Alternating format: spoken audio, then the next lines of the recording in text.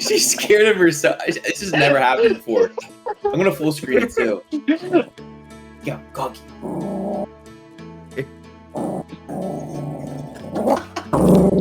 Hello everyone, welcome back to Mediak. Cassie is not here today again. She fell into the back rooms. Let's see if she's able to get out for next week.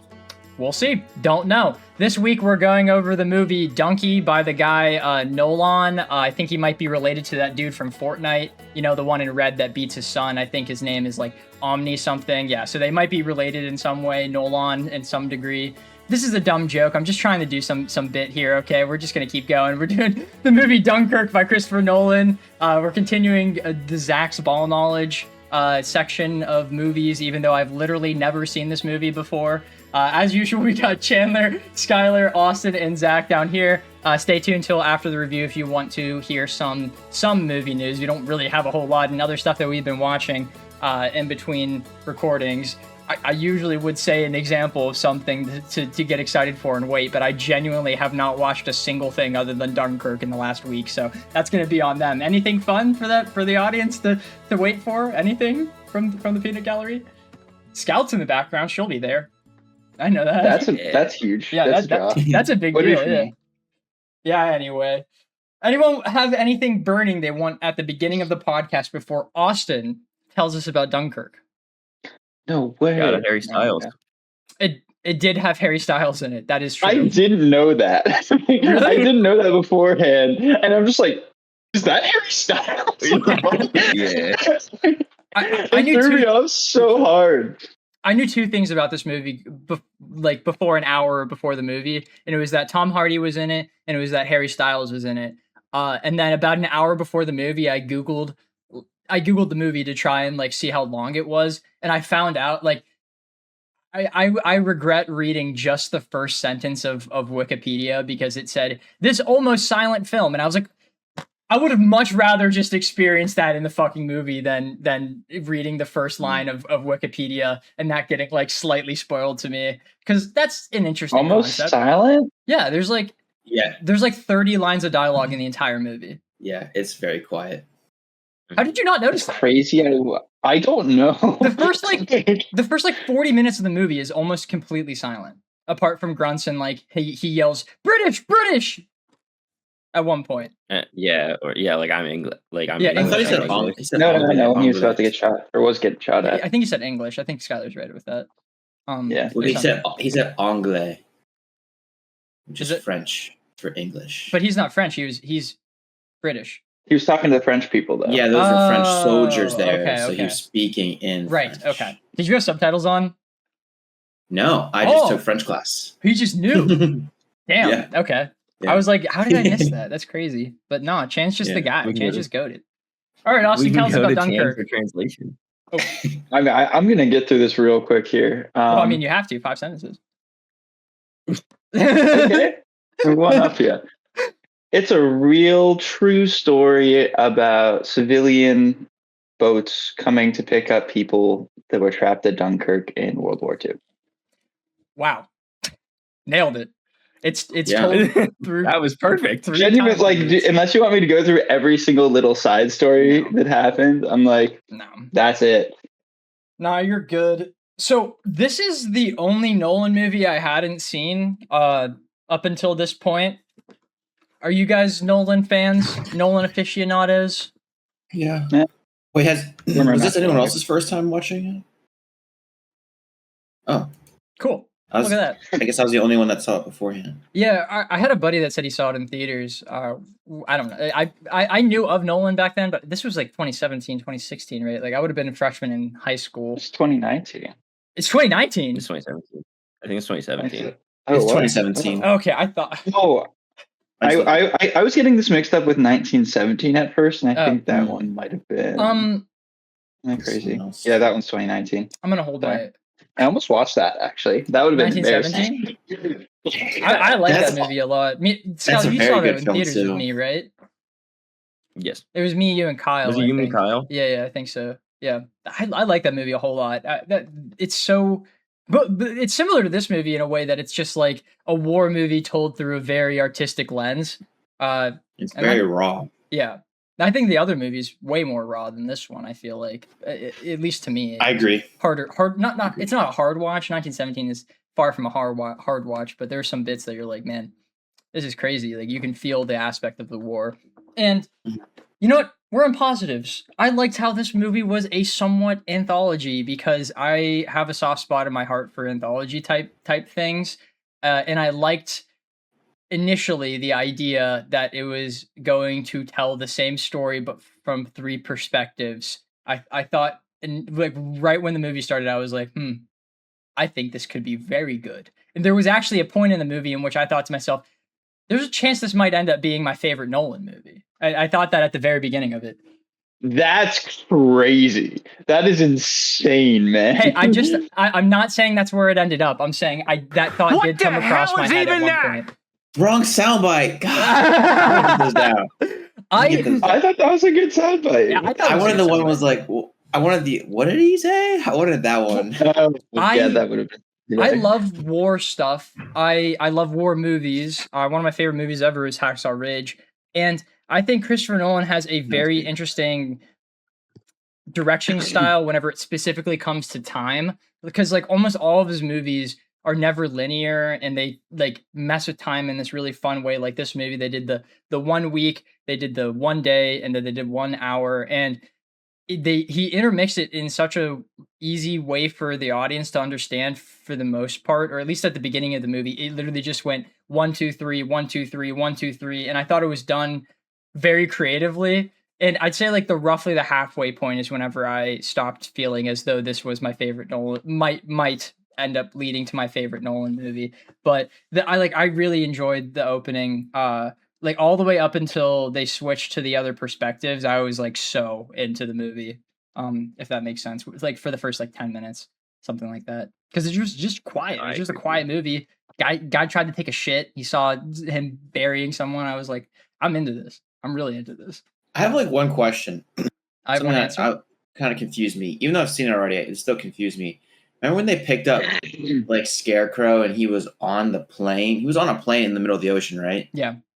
How did he get to that plane? Well, so that was actually a ship, it looked like, because it had a little propeller there, and he was waiting on it. And yes, that's a problem I had with the movie, because I was waiting almost the entire movie to see how Cillian Murphy ended up in that situation, and they just never showed it at all in the movie. And that really kind of bothered me a little bit, because they had such a big deal showing how terrible Dunkirk was in that like 1 week ago flashback, and then they basically never showed it except for like a couple bombs dropping and then the one scene leading up to the 1 hour before. Yeah. And I didn't like that, especially since they showed Cillian Murphy. They showed him in the flashback.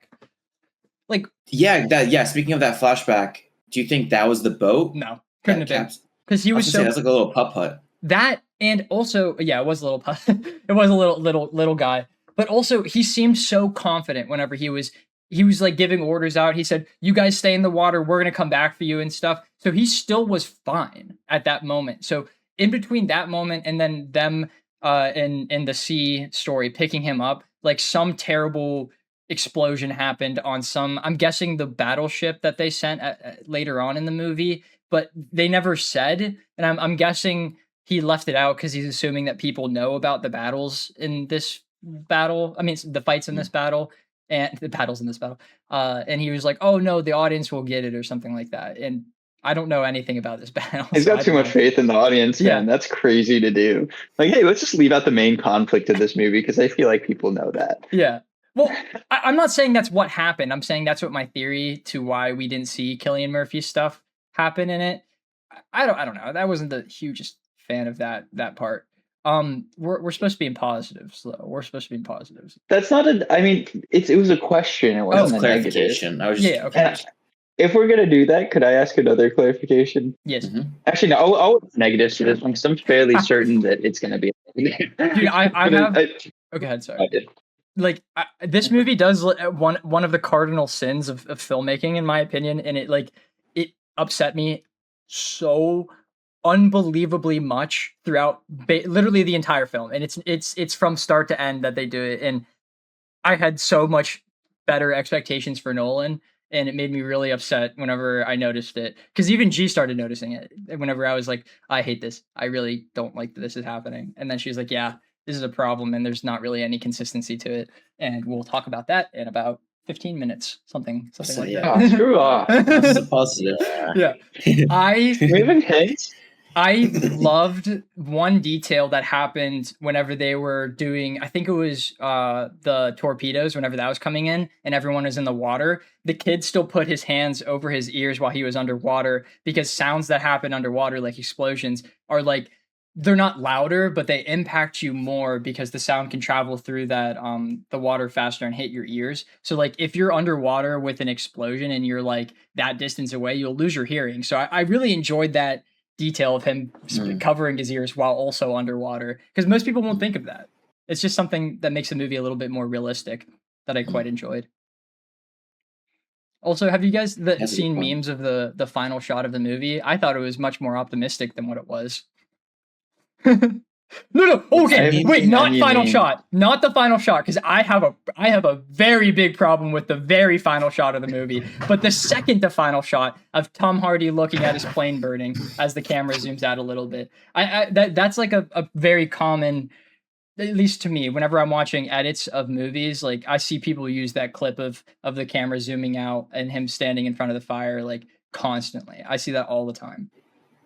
Damn. For never seeing the movie until now. No idea. No, I've never seen the movie. I just saw and they also, all the edits they cut off before the actual important moment of that scene. So I didn't know what happened. Like whenever I was watching the movie, I knew where it was leading, but like whenever I saw the clips of it, I was like, they always put happy music behind this. and I didn't get it, but now I do, and I'm like, man, that sucks. Hate to see it. That guy's goated though.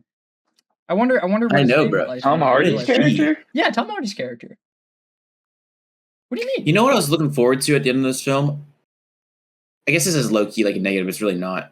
I wanted to, like movies give like facts and like so and so survived or so and so were rescued or like just like facts at the end of the film. None of that. I was really hoping to see what happened to Tom Hardy. I don't like that in movies. I understand that. I am very happy they didn't do that. Yeah. I don't like this. I understand your point of view. I'm a dumb American, bro. Yes, No. Don't take it that way, Chandler. You're not dumb in the slightest. You want context? Screw off. No, it's not. It's not that. Like, I think that resolution then great for a documentary whenever you're like trying to learn. But this is like a movie where we're just experiencing a story.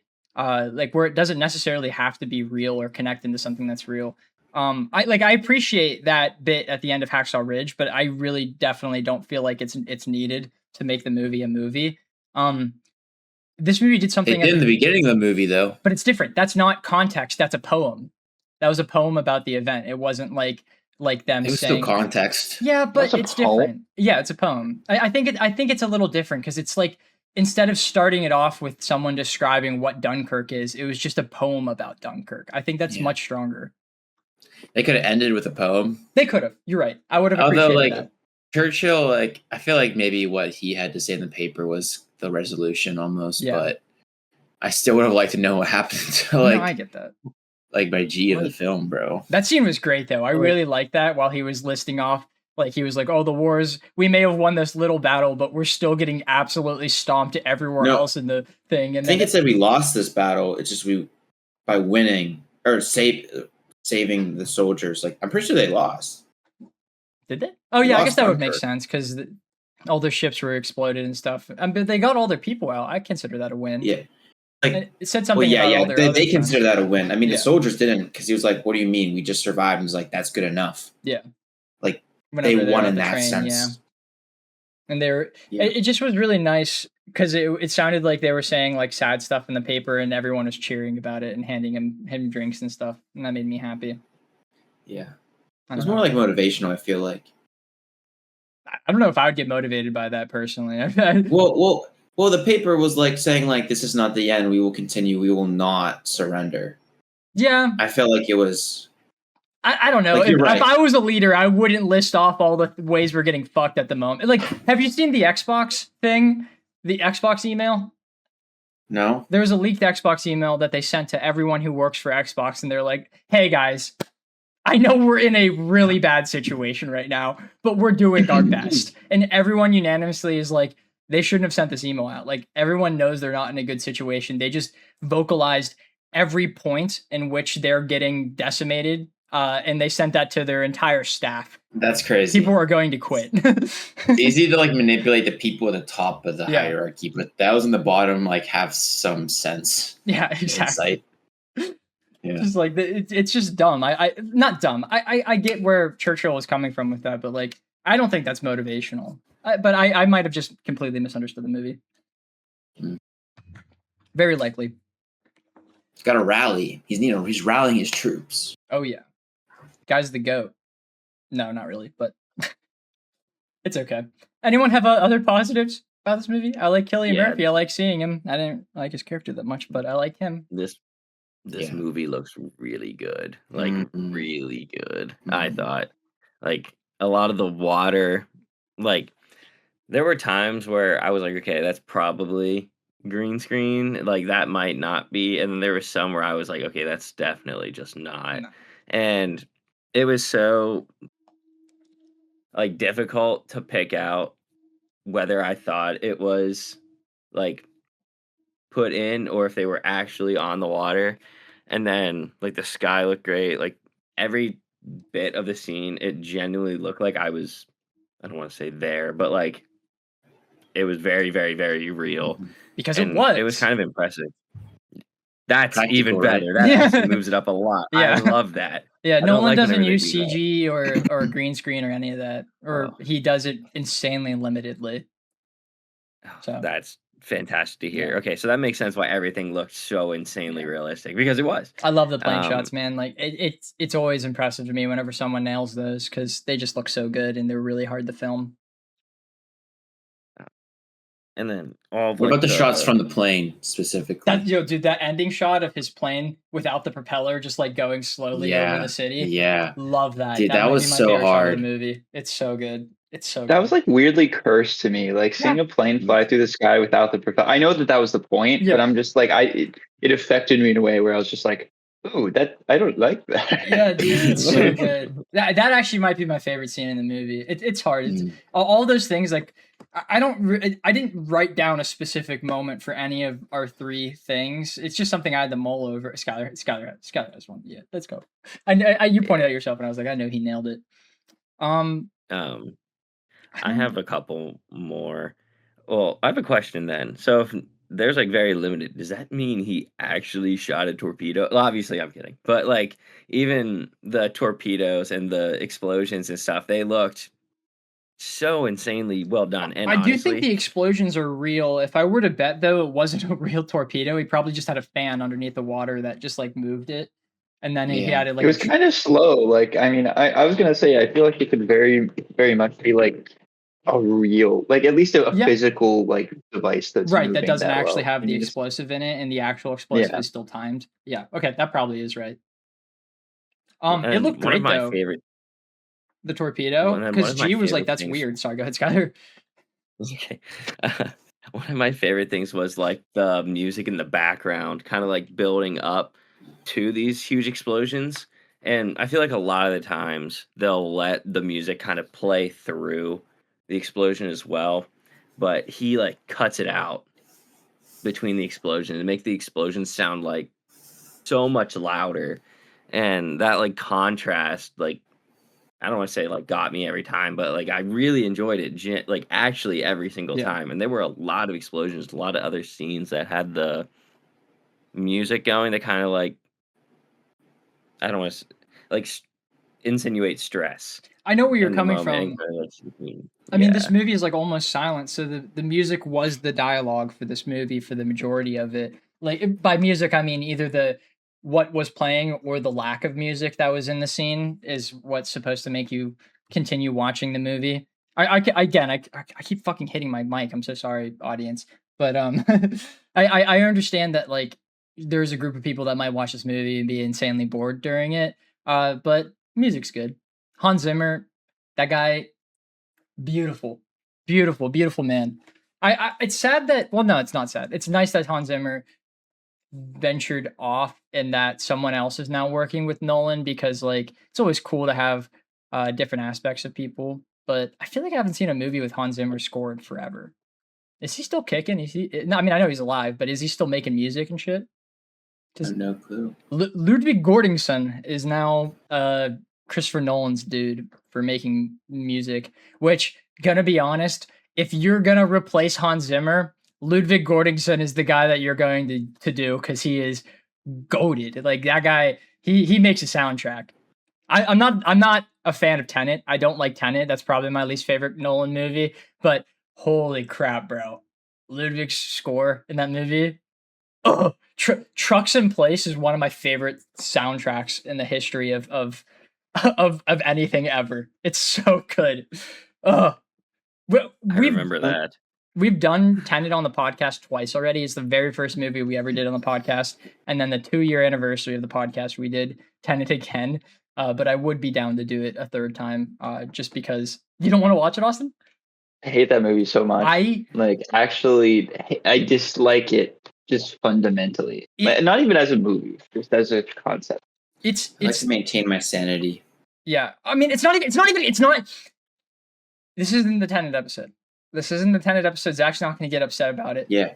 But I'll get upset about it. That movie is not complicated, but it's the movie that like people watch, they understand and think they're geniuses.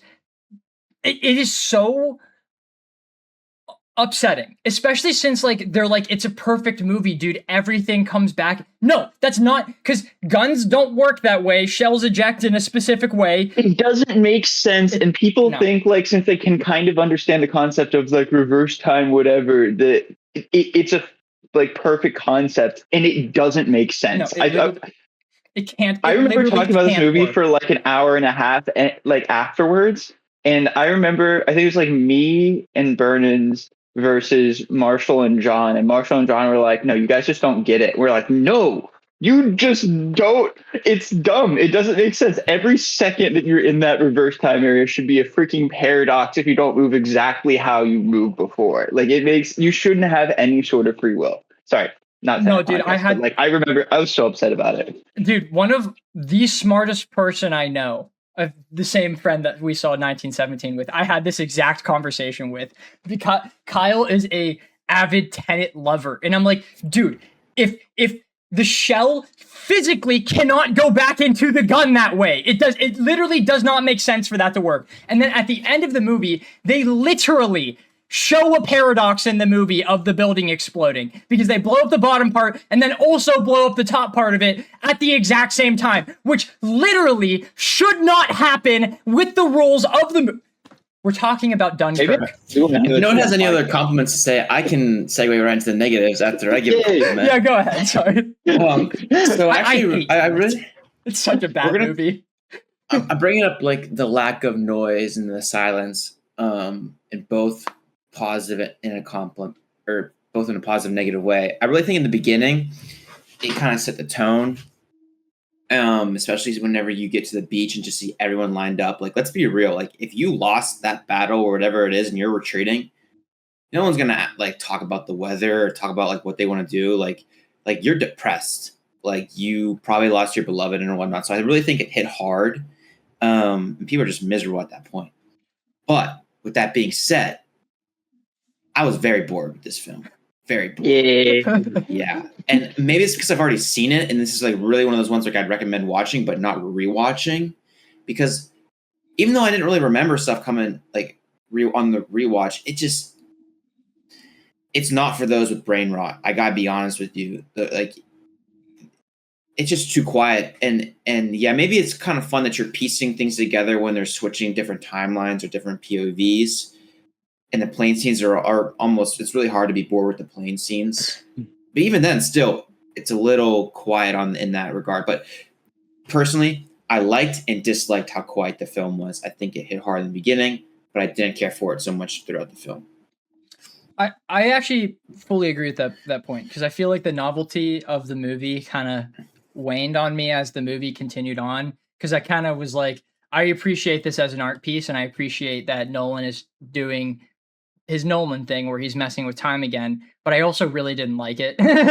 At one point, I wrote down, I can't fathom why he made it 1 week, because we're not seeing a week pass at all in that one bit. And I know if we clip this and I don't say what I'm about to say here, someone's going to be like, actually, he did it so that it could be 1, 1, and 1, because that's how movies work. Yeah, I fucking know that it's supposed to be 1 week, 1 day, 1 hour, but we saw 2 nights. It would have made way more sense to say 3 days, 1 day, 1 hour, or 3 days, 6 hours, 1 hour, or something like that. I think it would have fit so much better if they tried to make a more accurate representation of how much time passed in the movie.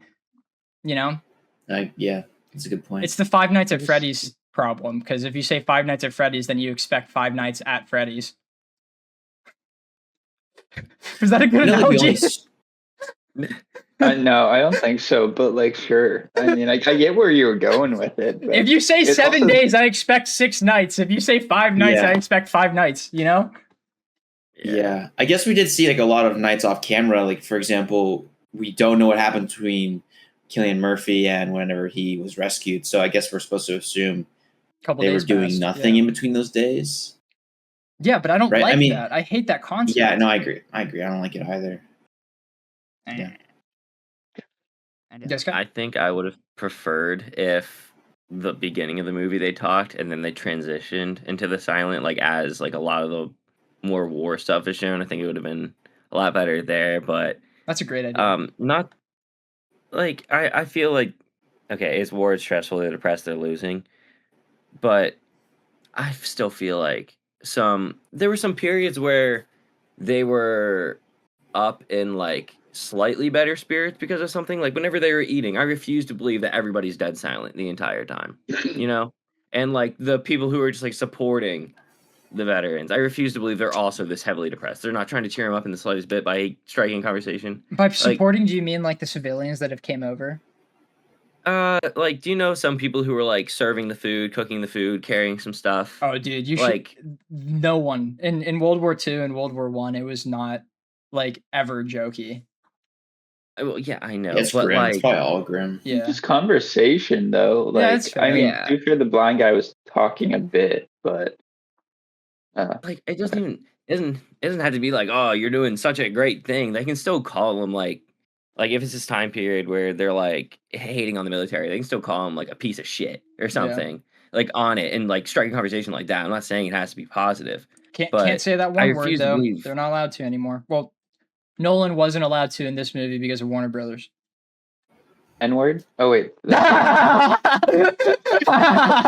not sure what word you're talking about. That wasn't the one I was talking about. Yeah, but we know what you're talking about, but that came across really funny. Is that right? Yeah, you're right. He can't say the 4-letter N-word. Yeah. or show the S word. Oh yeah.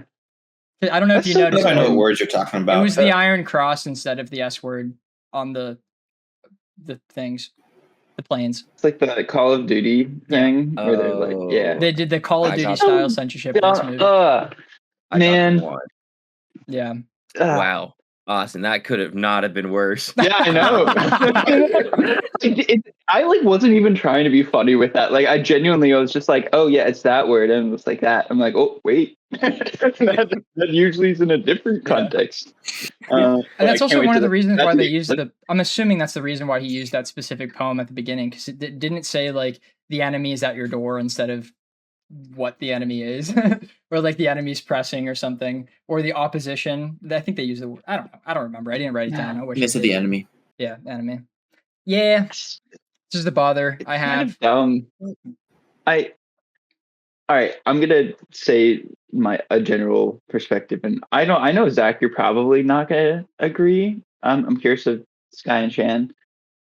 There's too many damn World War II movies. Like, I get it, man. We studied it for like 3 years in high school. There's been every third movie in a theater in the past decade is like a World War II movie. We literally just had in the past century. Last week, a new one came out called Pressure. about D-Day. Wait, this was a World War II film? Christopher Nolan didn't shove it down my throat that it was. I'm sorry. I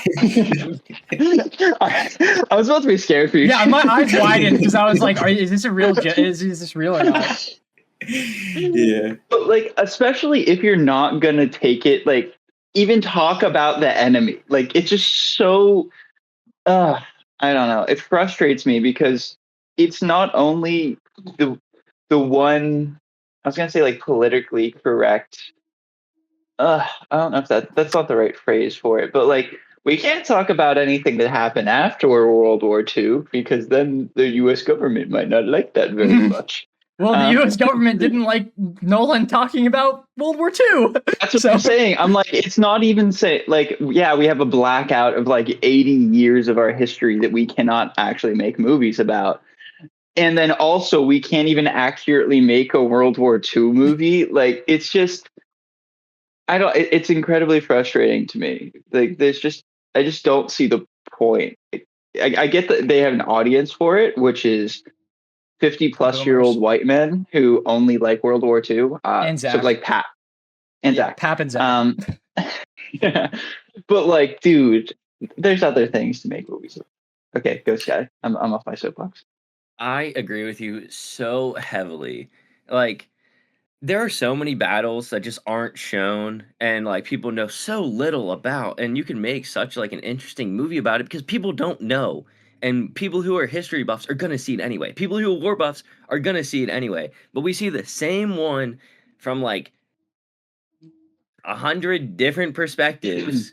And obviously they're going to have overlapping details. It's something that already happened. Like, I already know what happened. Like, if you're going, if you want to make like a World War II movie, you can do it and completely change it and make it interesting. Not like keep the sides and everything the same, but you can throw it off and make like the World War II is like the theme and like the main idea behind the movie, and you can make it something like it's happened before. It's happened a million times. The Imitation Game and Oppenheimer are great examples of what you're talking about because they take place during World War II but aren't about World War II. Yeah, like Oppenheimer is like a really good example because that one is so good. And I like Imitation Game, but I'm talking like you can even do things that have like the themage of it with like, I don't know, if you want to make it like sci-fi or something, just do like sci-fi like that. Like themage is the wars. Like, isn't Star Wars like essentially themage? It's Vietnam, yeah. Yeah, I was gonna say Vietnam. Yeah. Like, those are so much more entertaining. And like, I am not a war history person. Like, I don't really like the movies. I never really have. Like, I find them boring. But there's so many of them all the time, and you can do them in so many better ways. Like, I get it. Like, I actually get it. It was horrible. People were dying left and right. Like, I get it. It's horrible, but I don't need to see it 500 times, you know? And fun fact about what you just said there are 4 Dunkirk movies. Like, I don't care. Like, I don't care. Like, I actually don't care. Yeah. Like, I really like Christopher Nolan. I think he's, like, insanely good. And obviously, like, you can tell because of the draw he has and the things he can do. Why'd he pick this? Like, it makes me annoyed whenever I think, like, really talented people pick really simple and boring things to make movies about. Because I know they can do things that would like blow my mind, and instead they do something like this that's been done 100 different times that I've seen from people who are way worse, and it's not that different. And it really this is your summary right now, man. Guys, popping off. I have such I'm with you so hard. I keep going. Gripe with war movies. Like, it's so frustrating. It's so frustrating. But yeah, I have the same soapbox as Austin. They're done way too much. I would have just like wish it was something else. Like, I thought, I didn't know anything about this movie going into it. I didn't even know it was about the war. I just saw the name, and again, I'm not like into like war history at all, so I basically know nothing about every single battle. In all honesty, this film was in 2017, so there's been a lot more films afterwards. Yeah. Well, it's not like that. This was the start of war movies, bro. War movies have always been a thing. Yeah, it's been 100 years. Literally. I'm just playing devil's advocate here. I'm just saying there's a lot more recent World War II films like after this one. Better World War I'm II gonna put a films stat after for that this, actually. A lot better World War II films. Oh, in my opinion. Yeah, like I might piggyback off of Front. that actually. I think combining the quiet part along with the material, it was incredibly difficult for me to be invested in any of the characters, I think, due to the lack of dialogue. And it's gonna bring me to one of my someone. Yeah. I honestly don't think it's because of the lack of dialogue. I think it's because of the anthology style of telling the story, because we bounce so violently from character to character that it's hard for us to get attached to them.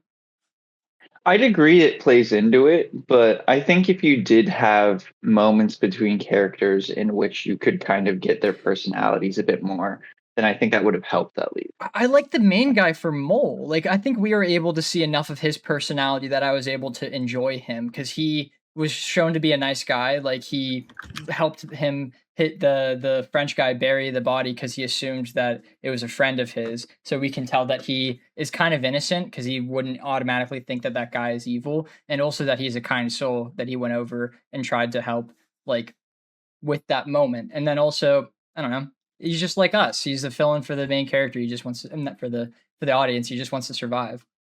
I think that's a negative. No, it's just a self-insert character that doesn't have a personality other than being. I don't know if it's because I don't think he guy. doesn't have a personality, because again, he's just a nice guy. He was the only one that was defending the Frenchman in the boat. That's not a personality though. That's a character trait, and dude, it's more of a character trait than the other characters got. The only other one that got a character trait was the old man.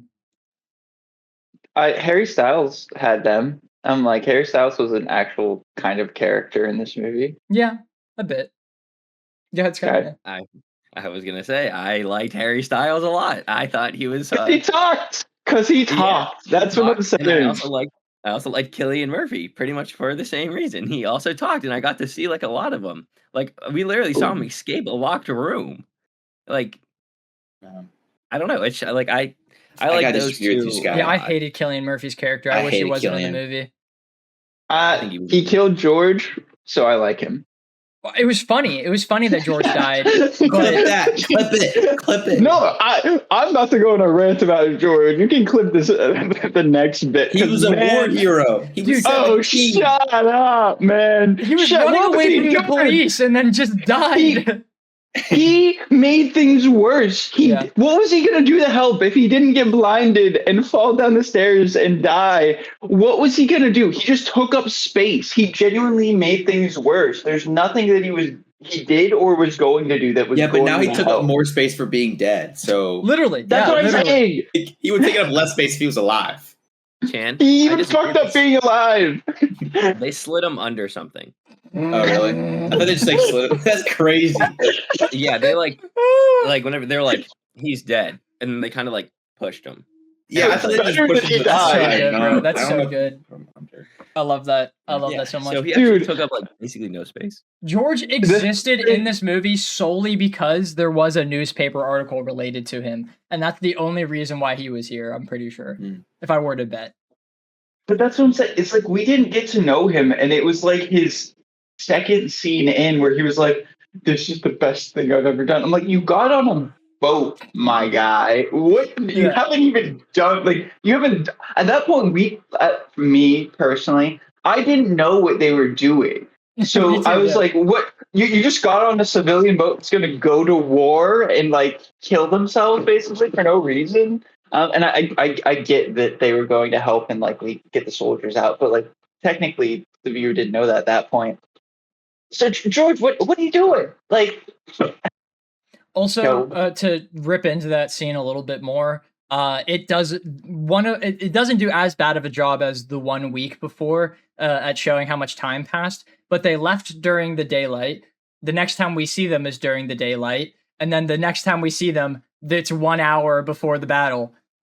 Did they go all night to the other? Like, how big is this river or whatever that it took them 23 hours to get from one side to the other side? Or not river, you get what I mean, though. The body of water. It just is ass. Like, all over. And I know you guys aren't interested in my opinion, but I think this is one too many war films as well. I did not need to see this one. especially since there are three other Dunkirk movies that exist about this. And like, I know this is Nolan's attempt at it, but like, I picked Nolan for Zach's ball knowledge because I was like, Skylar said, if you have to recommend anyone to anyone, I'd be like, oh yeah, Nolan, I guess, because like everyone and their mom likes Nolan. I am not the biggest fan of Nolan. I think he has very great cinematography, but I think people overhype his movies to like an unbelievable degree. I don't think he has a single perfect movie. I mean, I don't think many directors have a perfect movie. Doesn't he have Dark Knight? Dark Knight Rises? Yeah.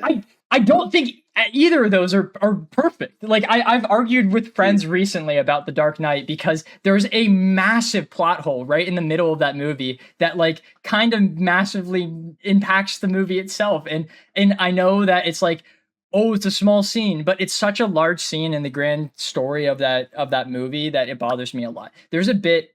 Do you guys even want to know what I'm talking about? I want to know. Okay, so there's a bit during the party scene where Joker shows up, and it's a great scene where he like goes up to Rachel and he like fucks with her or whatever, and Batman jumps out the window with Rachel.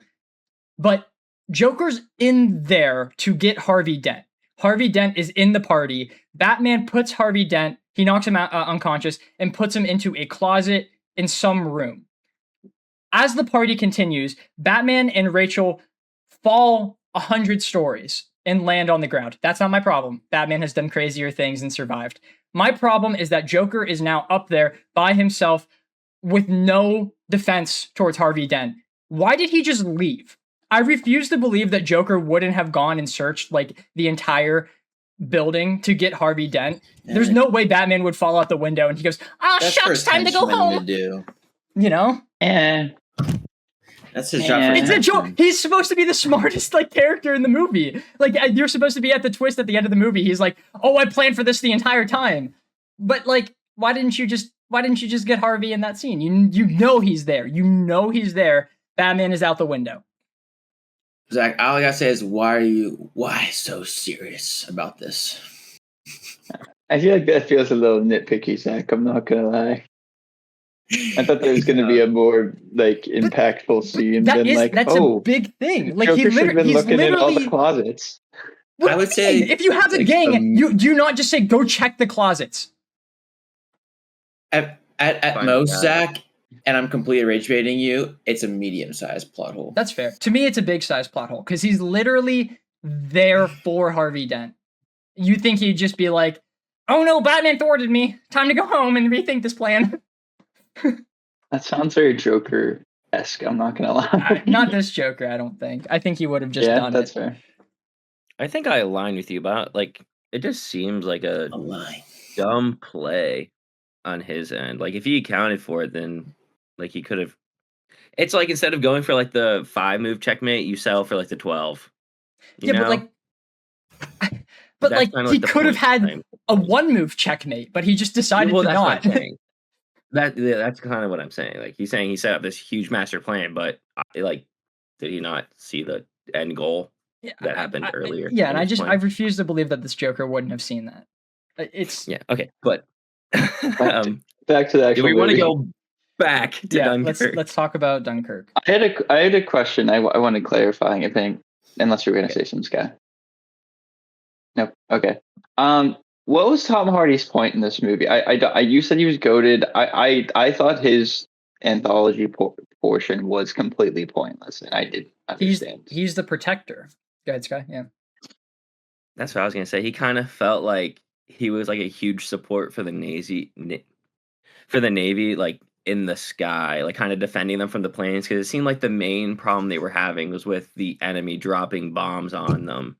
So the best way to counter that is to get somebody to knock them out of the sky, and that was him. That's kind of the vibe I got, is like he was like kind of like overseeing them, like for their protection, them and that one other plane. But the one other plane didn't shoot anyone down. He just was a distraction for one of the planes. Yeah, and they lost a third plane too. Yeah, the captain. Yeah, you're right. Does that kind of answer your question? Or he took down 4 or 5 planes, and at the end of the movie, they showed that one of the planes would have screwed them over. If you remember that bit where it's like flying down. Mm-hmm. So and they're all in the dock. Yeah, without him, they would have been like so unbelievably cooked that they wouldn't have even close to have made it to the right time. Does that mean he has like an infinite KD, or No, I mean, I think he's dead, bro. I think it's at least 5-1. Well, we don't know if he died or not. Go on there and tell us. No, you're right. I'm just messing. Well, he's dead now. I mean, IRL, there's no way he's alive in this time. Right. He definitely had enough for a UAV. We know that. That's true. Yeah, that is true. I think 5's actually a care package, so I think he would have been chilling. Yeah, I think he used the UAV. He found that. Does any of that give you more fuel? Can you get? Yeah, does that make it better or worse? A little bit better, but that was just the general purpose of the planes. Like I was kind of frustrated by the shooting scenes when he was like in the plane, to be honest.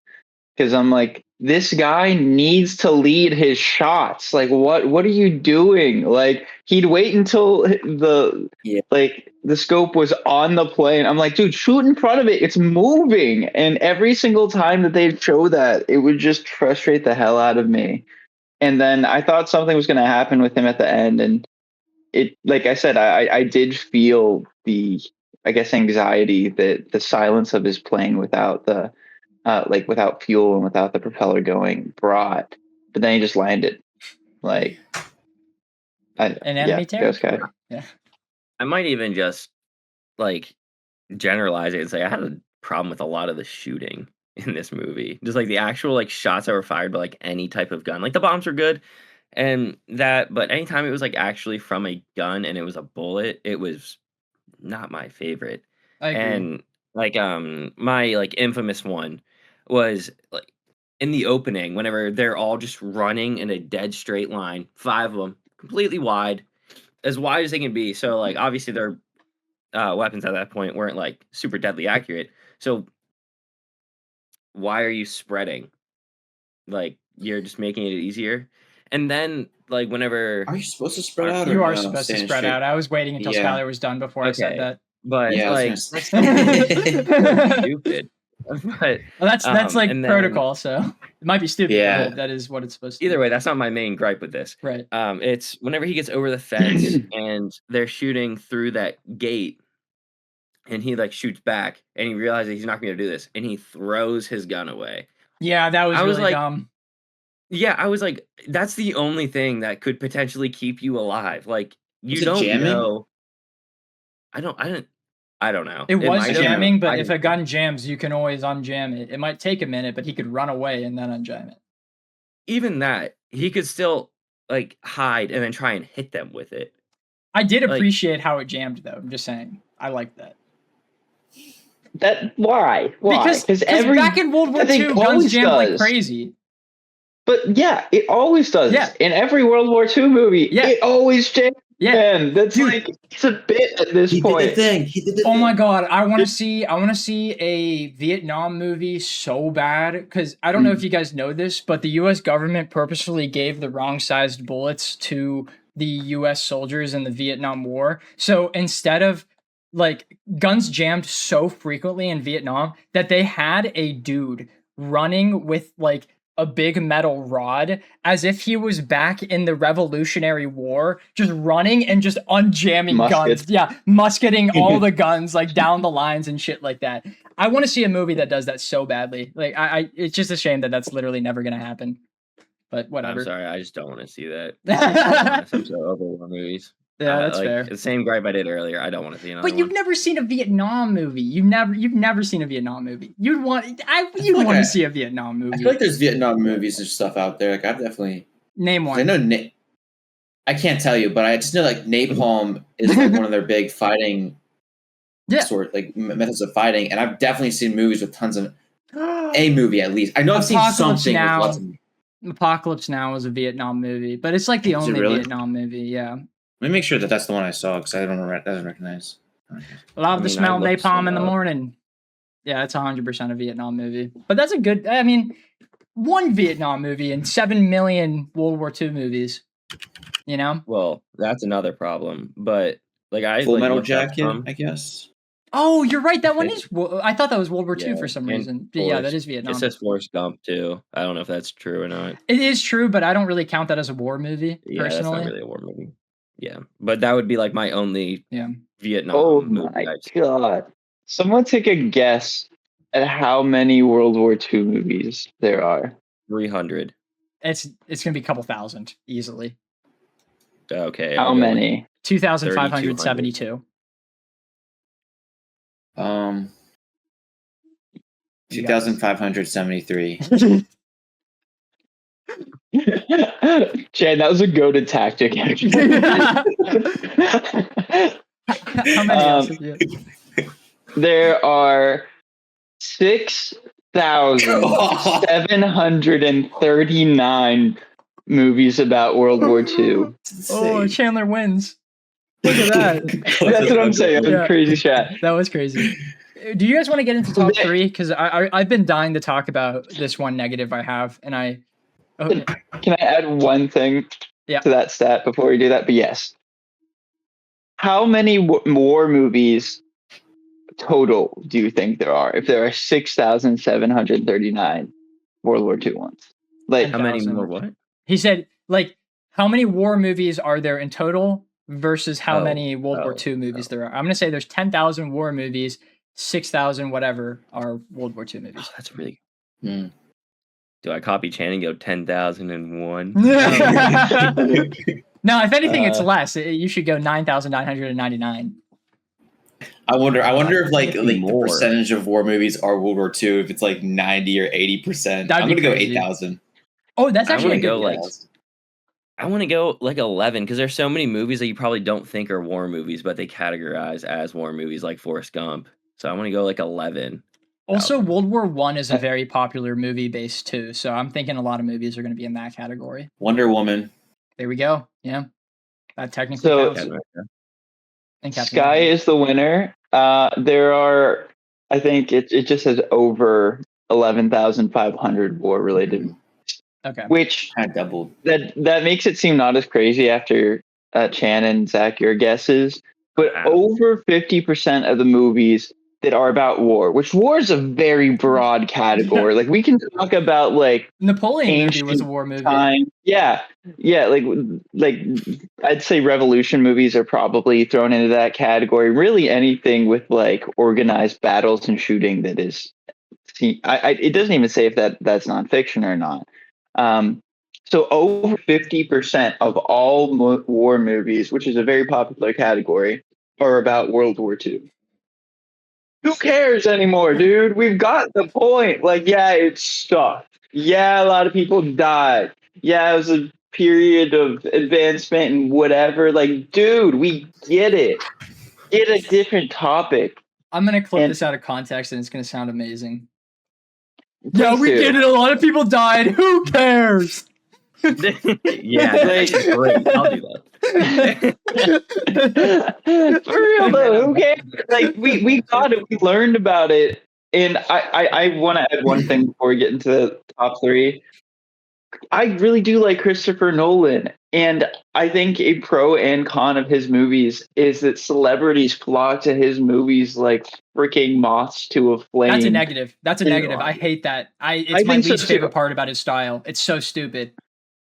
And it takes me out of the movie, and but on the other hand, these are really good actors and actresses that he's using, and this just feels like a complete waste of time of their talents. And the only reason that they're there is because it's a Christopher Nolan movie. How did because if it were anyone else, while you were talking, it did. Yeah, you somehow sound like you're in a echoey. It was like as you were talking, you became more. I didn't echoey. do anything. Oh, you Am sound I still good bad? Yeah, you sound fine.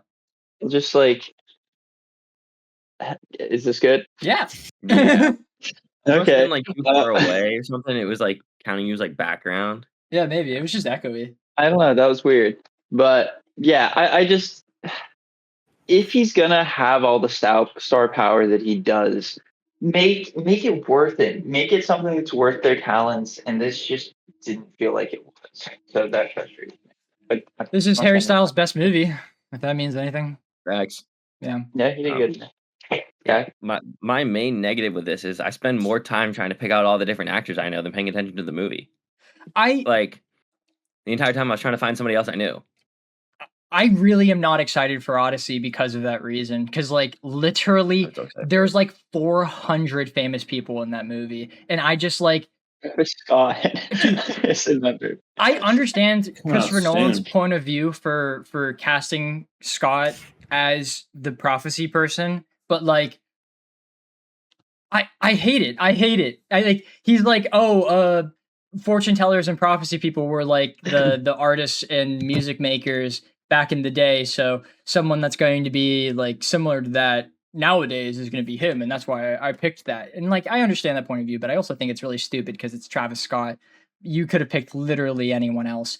He's known to be like a terrible actor. He's never been in a movie before, but he has one acting performance that is arguably the worst thing that anyone has ever seen if they've ever seen it. Does anyone know what I'm talking about? The thing from Fortnite? No, whenever he like caused those people to die and then he was apologizing about it and he was like, yeah. Man, dude, like that sucks, man. Like, I'm so sad about it, man. As he kept performing. Yeah. Yeah. Dude, but and then he made such a banger song because of it. So does it even out? I don't know. Was it like in remembrance? Or like he's like it was like wow. That was awesome. I love that. What are you talking about? So I was staring back at Zach. I was just looking at you. I just was like, I don't like any of his music. Yeah. The song is like that's got some good stuff. it was My Eyes, but it was like that. And the song's a banger. So yeah, man. Put him in Odyssey. It doesn't make up for the shitty apology. Maybe. But I was gonna say a really bad joke, but out of context that would have been weird. I'm still gonna say it, but just because I said what I said right now, I was gonna be like, I'm not even upset about the apology. The acting was bad.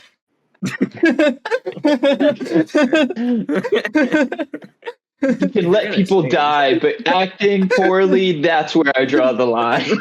Yeah. You had so much time to record that you could have made it better. Yeah. I mean, like, I'm going to be honest. He didn't have to post it. He could have done... It was pre-recorded. It was not live. Yeah, he had exactly. the option of doing another take. Literally, it wasn't like immediately when it happened either. He put the black and white filter on it, too, like it was going to make it more sad. It does.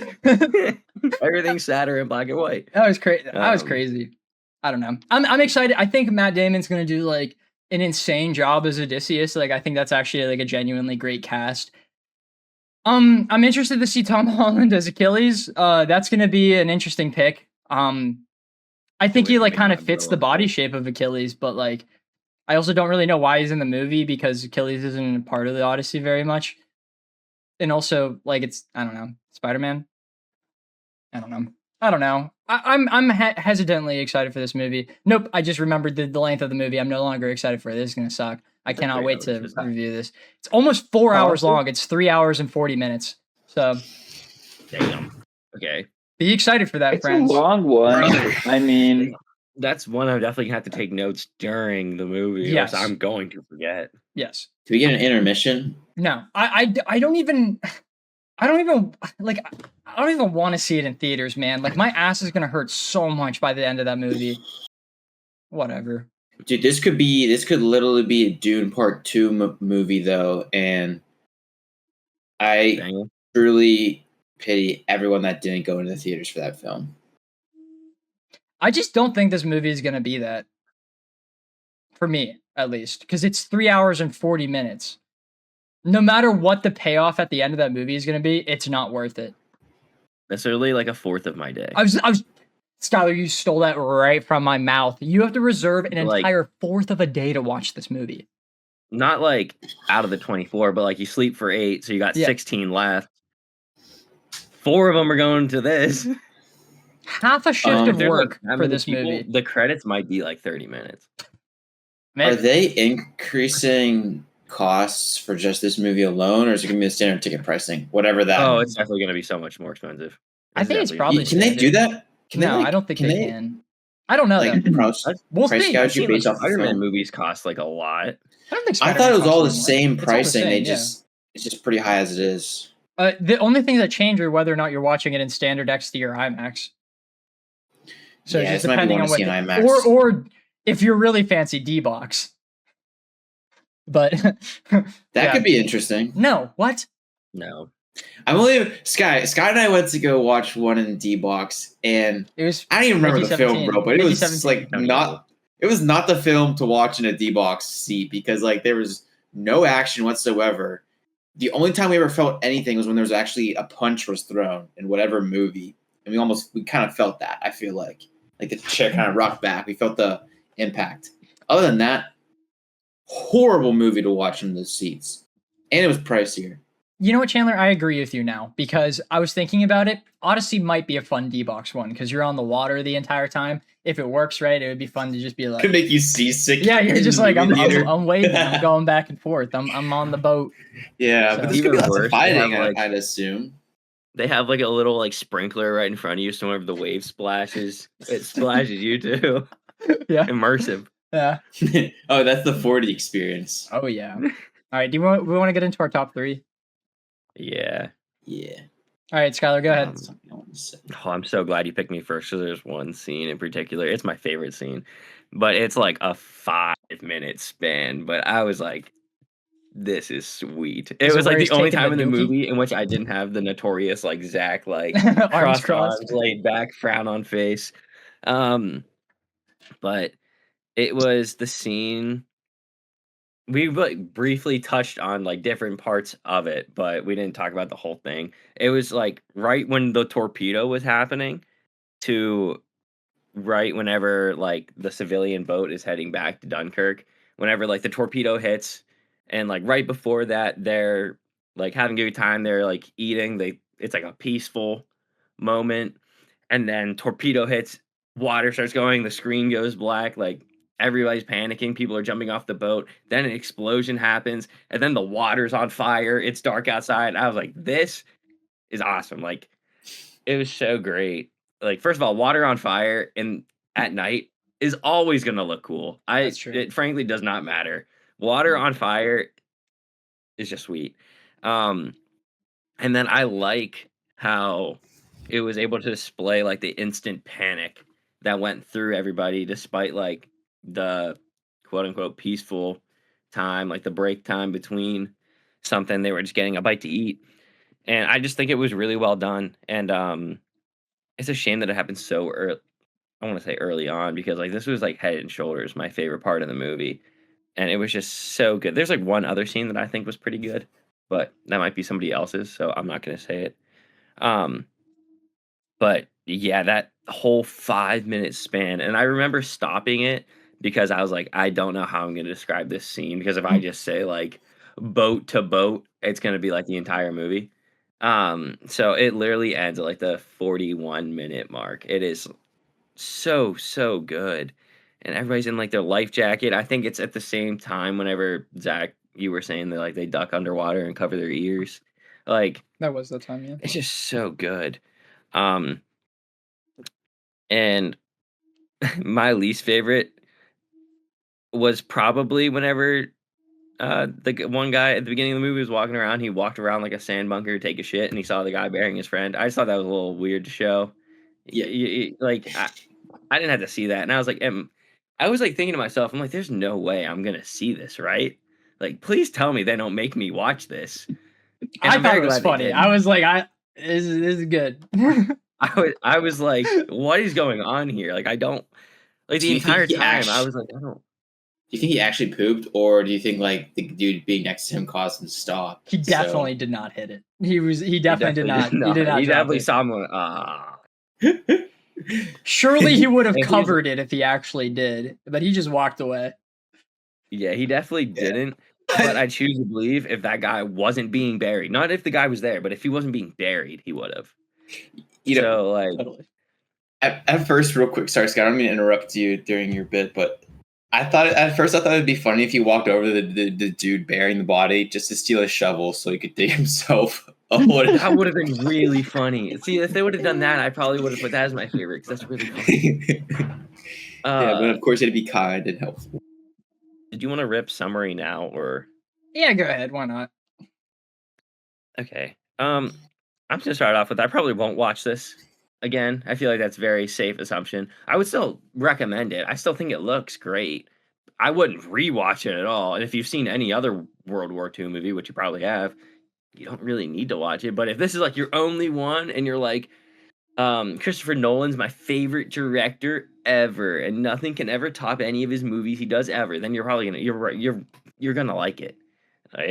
Like I understand that like the acting in this movie is insane because he gets legitimately everybody he wants.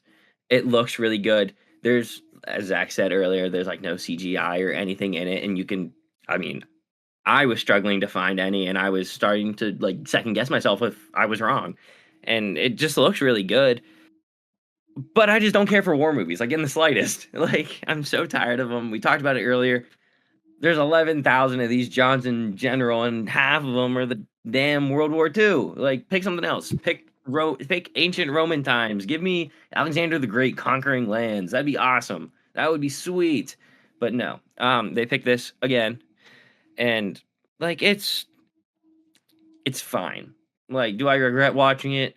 No. Did it have me like fully enthralled where I couldn't take my eyes off the screen? No.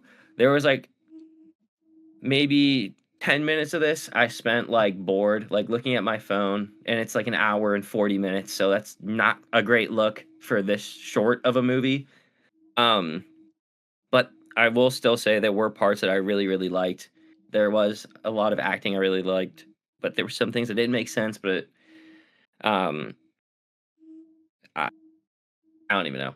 I'm just gonna go with a 6.5. It was fine. It was definitely better than average, and a lot of the rating results from me just not liking war movies. But I'll popcorn to Zach. I knew it was coming to me. Yeah. All right. I don't have a funniest scene in the movie. I honestly, arguably, don't even have a favorite scene in the movie either. But I'll pick something.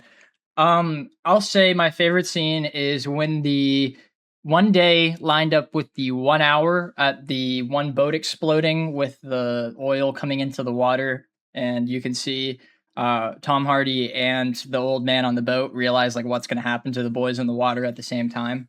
I thought that was like the only time I felt like the anthology bit like really clicked for me in this movie, and I liked that because I was like, oh, that was actually interweaved pretty well. The only problem with that scene is that like about 10 minutes later, you see the 1 week also interconnect with that, and you're like, that doesn't make sense because I thought that was happening at a completely different time. But again, I had to pick a favorite moment, so that's my favorite moment.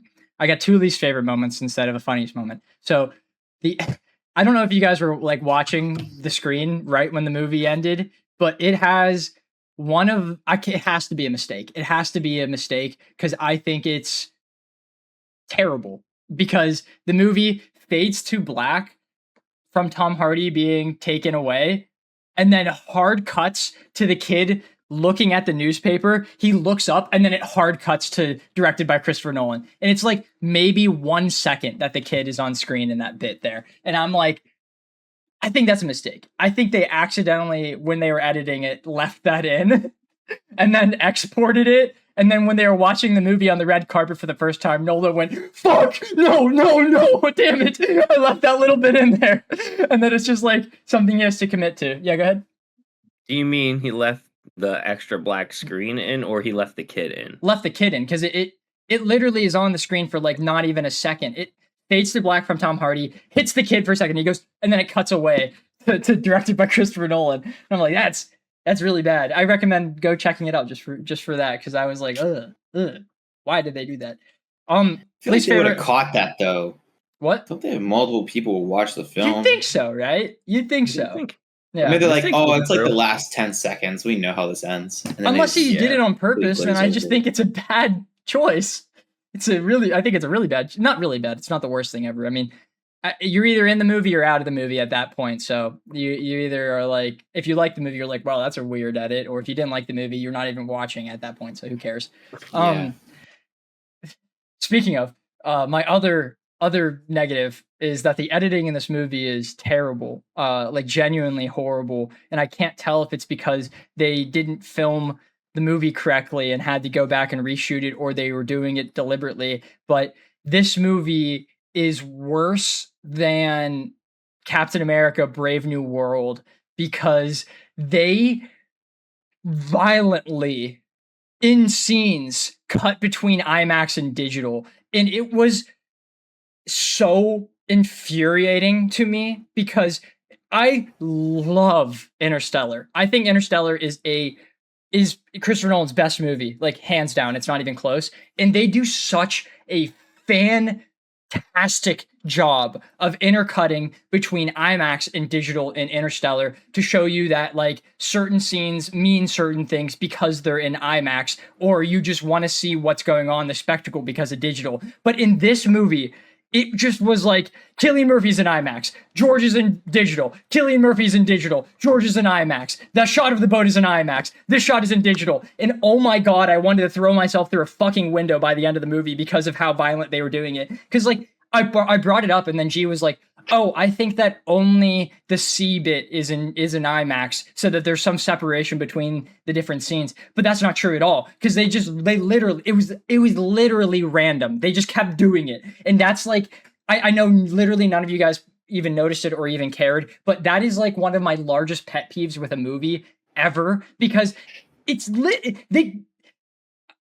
for people who don't know, IMAX has very large black bars at the top and bottom of the screen. So it's very noticeable whenever you are removing and adding those bars, at least to me. And it is so frustrating because I think you have to have a reason for it, because the two different camera styles look so different. IMAX blacks are so much darker than digital blacks. Digital blacks are like kind of gray, while all shadows and all like black looking things come across like pitch black in that. And I think it gives to like a much serious feeling, while digital has a much like happier tone. And if you're trying to portray something in a scene and you want it to be serious, don't intermix with the two. Just stick with one. I don't care if you want to make it like slightly happier looking and you're talking about a sad thing, or you want it to look sad and continue talking about a sad thing, but don't just violently jump between the two. I hate it. I hate it so much, especially since I know that Christopher Nolan can do better, because he does do better. Sorry for that. That's like one of my biggest pet peeves in movies. And this movie is on par with Transformers 5 with how bad it does that, which is insane to me. That is actually crazy. I did not think there was a single movie in existence that could do that. But alas, Christopher Nolan, the GOAT director, did it himself. No one else on the planet cares about that except for me, but hey. I noticed it, actually. I mean, I didn't notice it in the way that you did, but it was to the point where I looked away and then I looked back and I saw like the framing had changed, and I was pirating this movie because I don't think it was like anywhere else, and I didn't want to buy it. And I thought something happened where, because I was like streaming from my phone to the screen, and I was like, do I need to like mess with this? Like, did this site like make the screen smaller or something? And I spent like a minute or two trying to fix it, and I'm like, oh no, that was intentional. And then I started noticing it throughout. So you're not crazy. Hey, I never was. I'm the film student here, Austin. Come on. You did use the word alas, and I did I? No fucking way I said that. With the alas. Oh. But alas. I'm a pretentious loser. What the hell? But Steph, you're funny because in the beginning of this, your take, like your so whatever you said didn't age well. You're like, this might be my favorite Christopher Nolan film or whatever. Well, yeah. Well, I mean, it didn't age well within the movie itself too, because like I was trying to wait until my summary to tell you guys that I fucking hated this movie. I literally you're gonna wait. We couldn't tell. I literally never want to watch it again because I think it's like, this is my summary. Nolan can do better. I'm not the biggest Nolan fan ever. Like I said earlier, I literally picked this director to cover because I know that he has that general audience appeal, but he also is an insanely talented artist because he does everything in camera. He doesn't do any CG or green screen for the most part. Some stuff is CG and green screen, but very, very rarely. And I know he can do some great talent switching between IMAX and digital, and I just am disappointed that he didn't put any effort into that in this movie. Either it was reshoots, or he just was doing it willy-fucking-nilly, and I hate that. That's arguably way worse than any mistake he's made in this movie. And on top of that, I think that the most important part about a war movie, and this might be insane, and other war movie fans might hate me for this, is that it's building to something. It's building to a battle. It's building to like literally anything. And this movie had like one of the most disappointing conclusions, because like the conclusion was the intermixing of the three different storylines, but it's also not interesting enough to make it feel like it was justification for watching the previous hour and 30 minutes. Like, you didn't see anything. Like Austin said, you saw Tom Hardy shoot down 2 planes. That's your final battle. Woo! Yay! I don't know. I was so disappointed with this movie, especially since like I had higher expectations at about like 20 minutes into it, and they were dropped so massively by the time the end of the movie happened, and I just couldn't care less about it. The biggest thing I could say about this movie is that I thought that Harry Styles did a great job of acting compared to Don't Worry, Darling, which is just a god-awful movie, in my opinion. And he's like the main character, he's like one of the main characters in that movie, so he did better than that movie. That's my say to that. I think some of the cinematography in this movie is really fantastic. Like, I don't think it's possible for Nolan to fuck up in that department, but I also didn't think it was possible for him to mess up in the camera department either, but he did that. So I guess we got to keep that in mind when watching The Odyssey, or I got to keep that in mind. Whatever. I'm just being a really big Debbie Downer at the moment, so I'm going to keep that rocking with my summary and give this movie a 5.5. Nolan can do better. Chandler. Would you recommend? No, I wouldn't recommend this. This is bad. It's a bad movie. Okay, before I give my spiel, you're talking about pirating the film. It's something that I kind of realized the other day. Netflix has this film, but not in the States. VPN. So all you need to do is turn on a VPN that you're from Switzerland or any others. The one thing ChatGPT is really good for is it kind of knows its countries pretty well and the license agreements they have. The only issue, like what I did was I downloaded the film so I could still watch it. You actually, sometimes it works, sometimes it doesn't. I've had it work where I turn the VPN off and I can watch it still, but this time around it still said I had to be on Switzerland VPN. So it's like there's really no point in downloading it, I guess, if you're gonna have to be on the VPN still. But food for thought. And I'm doing that. I'm actually gonna do that. I'm gonna watch Shawshank Redemption after this sometime today or tomorrow, and I have to watch it on HBO, but we don't have it. Canada does, or some other country does. So I'm going to be a Canadian tomorrow or whatever to watch that film. So yeah, that if you ever wanted to not pirate it that way, you could do it this way. But okay, anyway, there really wasn't many funny moments whatsoever in this film. Although if I had it to reach, I would say when George, my boy George, when he was talking. Wait. Is George the kid, right? Yeah, the dead one, yeah. What was the older dude's name? Was he not also Mr. George? I got no clue, bro. I got genuinely zero idea. Okay, because I have it written down. I knew the kid's name was George, but I have it written down. Is he a coward, Mr. George? I'm assuming that dude's name is also Mr. George, but literally, it's not that funny whatsoever, actually at all. But bear with me. I don't know. I thought it was just silly the way he said it, and he was just like, "Is he a coward?" Oh, Chandler, you're great. Bear with me, but no. Bear with me now. Okay, I just think it was really fun. Yeah, that's it. That's really like. Sorry, y'all. I could have said Mr. no Dawson. funny scene. Mr. Dawson. Okay, yeah, I just totally put George in there then. It'll come to you. Don't worry about it. No, I have it right here. I'm just not sure why I want to say it. I actually have a question real quick. Why you want to say it? All right, yeah. Why was the beach foamy? I forgot to mention this earlier. Remember scenes of the beach was foamy? There is a reason for it. I don't really know why. End of statement. Yeah, it seemed pretty historically accurate. Yeah. I mean, but like why? But okay. I didn't like how George got like how he took some fall damage. I did not like that at all. You wanted to be like Fortnite? Land on 1 HP? That was probably funnier than my footage. George needs revived. Bro, give him those boots from Portal that negate fall damage. The guy would have been fine. Yeah, he would. If George had his shield, he landed on his feet. George should have had a chug, your rookie mistake. But didn't get his reboot card. Oh no! They didn't resin town. They waited too long. I mean, that was just sad and infuriating. Like, especially since like the soldier did it. I know he's going through shell shock or whatever traumatic experience, but like that just pitted me off. Yes, guy. I don't want to interrupt you, but I didn't feel anything in that moment. Oh. I didn't care for the guy. Okay, maybe George deserved it. I don't know if we can really say he deserved it, but like, are we not gonna be mad at the soldier? Be like, oh, it's okay, bro. It was an accident. I've seen like killed a 17-year-old. At this point, I've already seen like 40 bodies, but none of them below the age of 18. All of them actually, literally all of them, probably.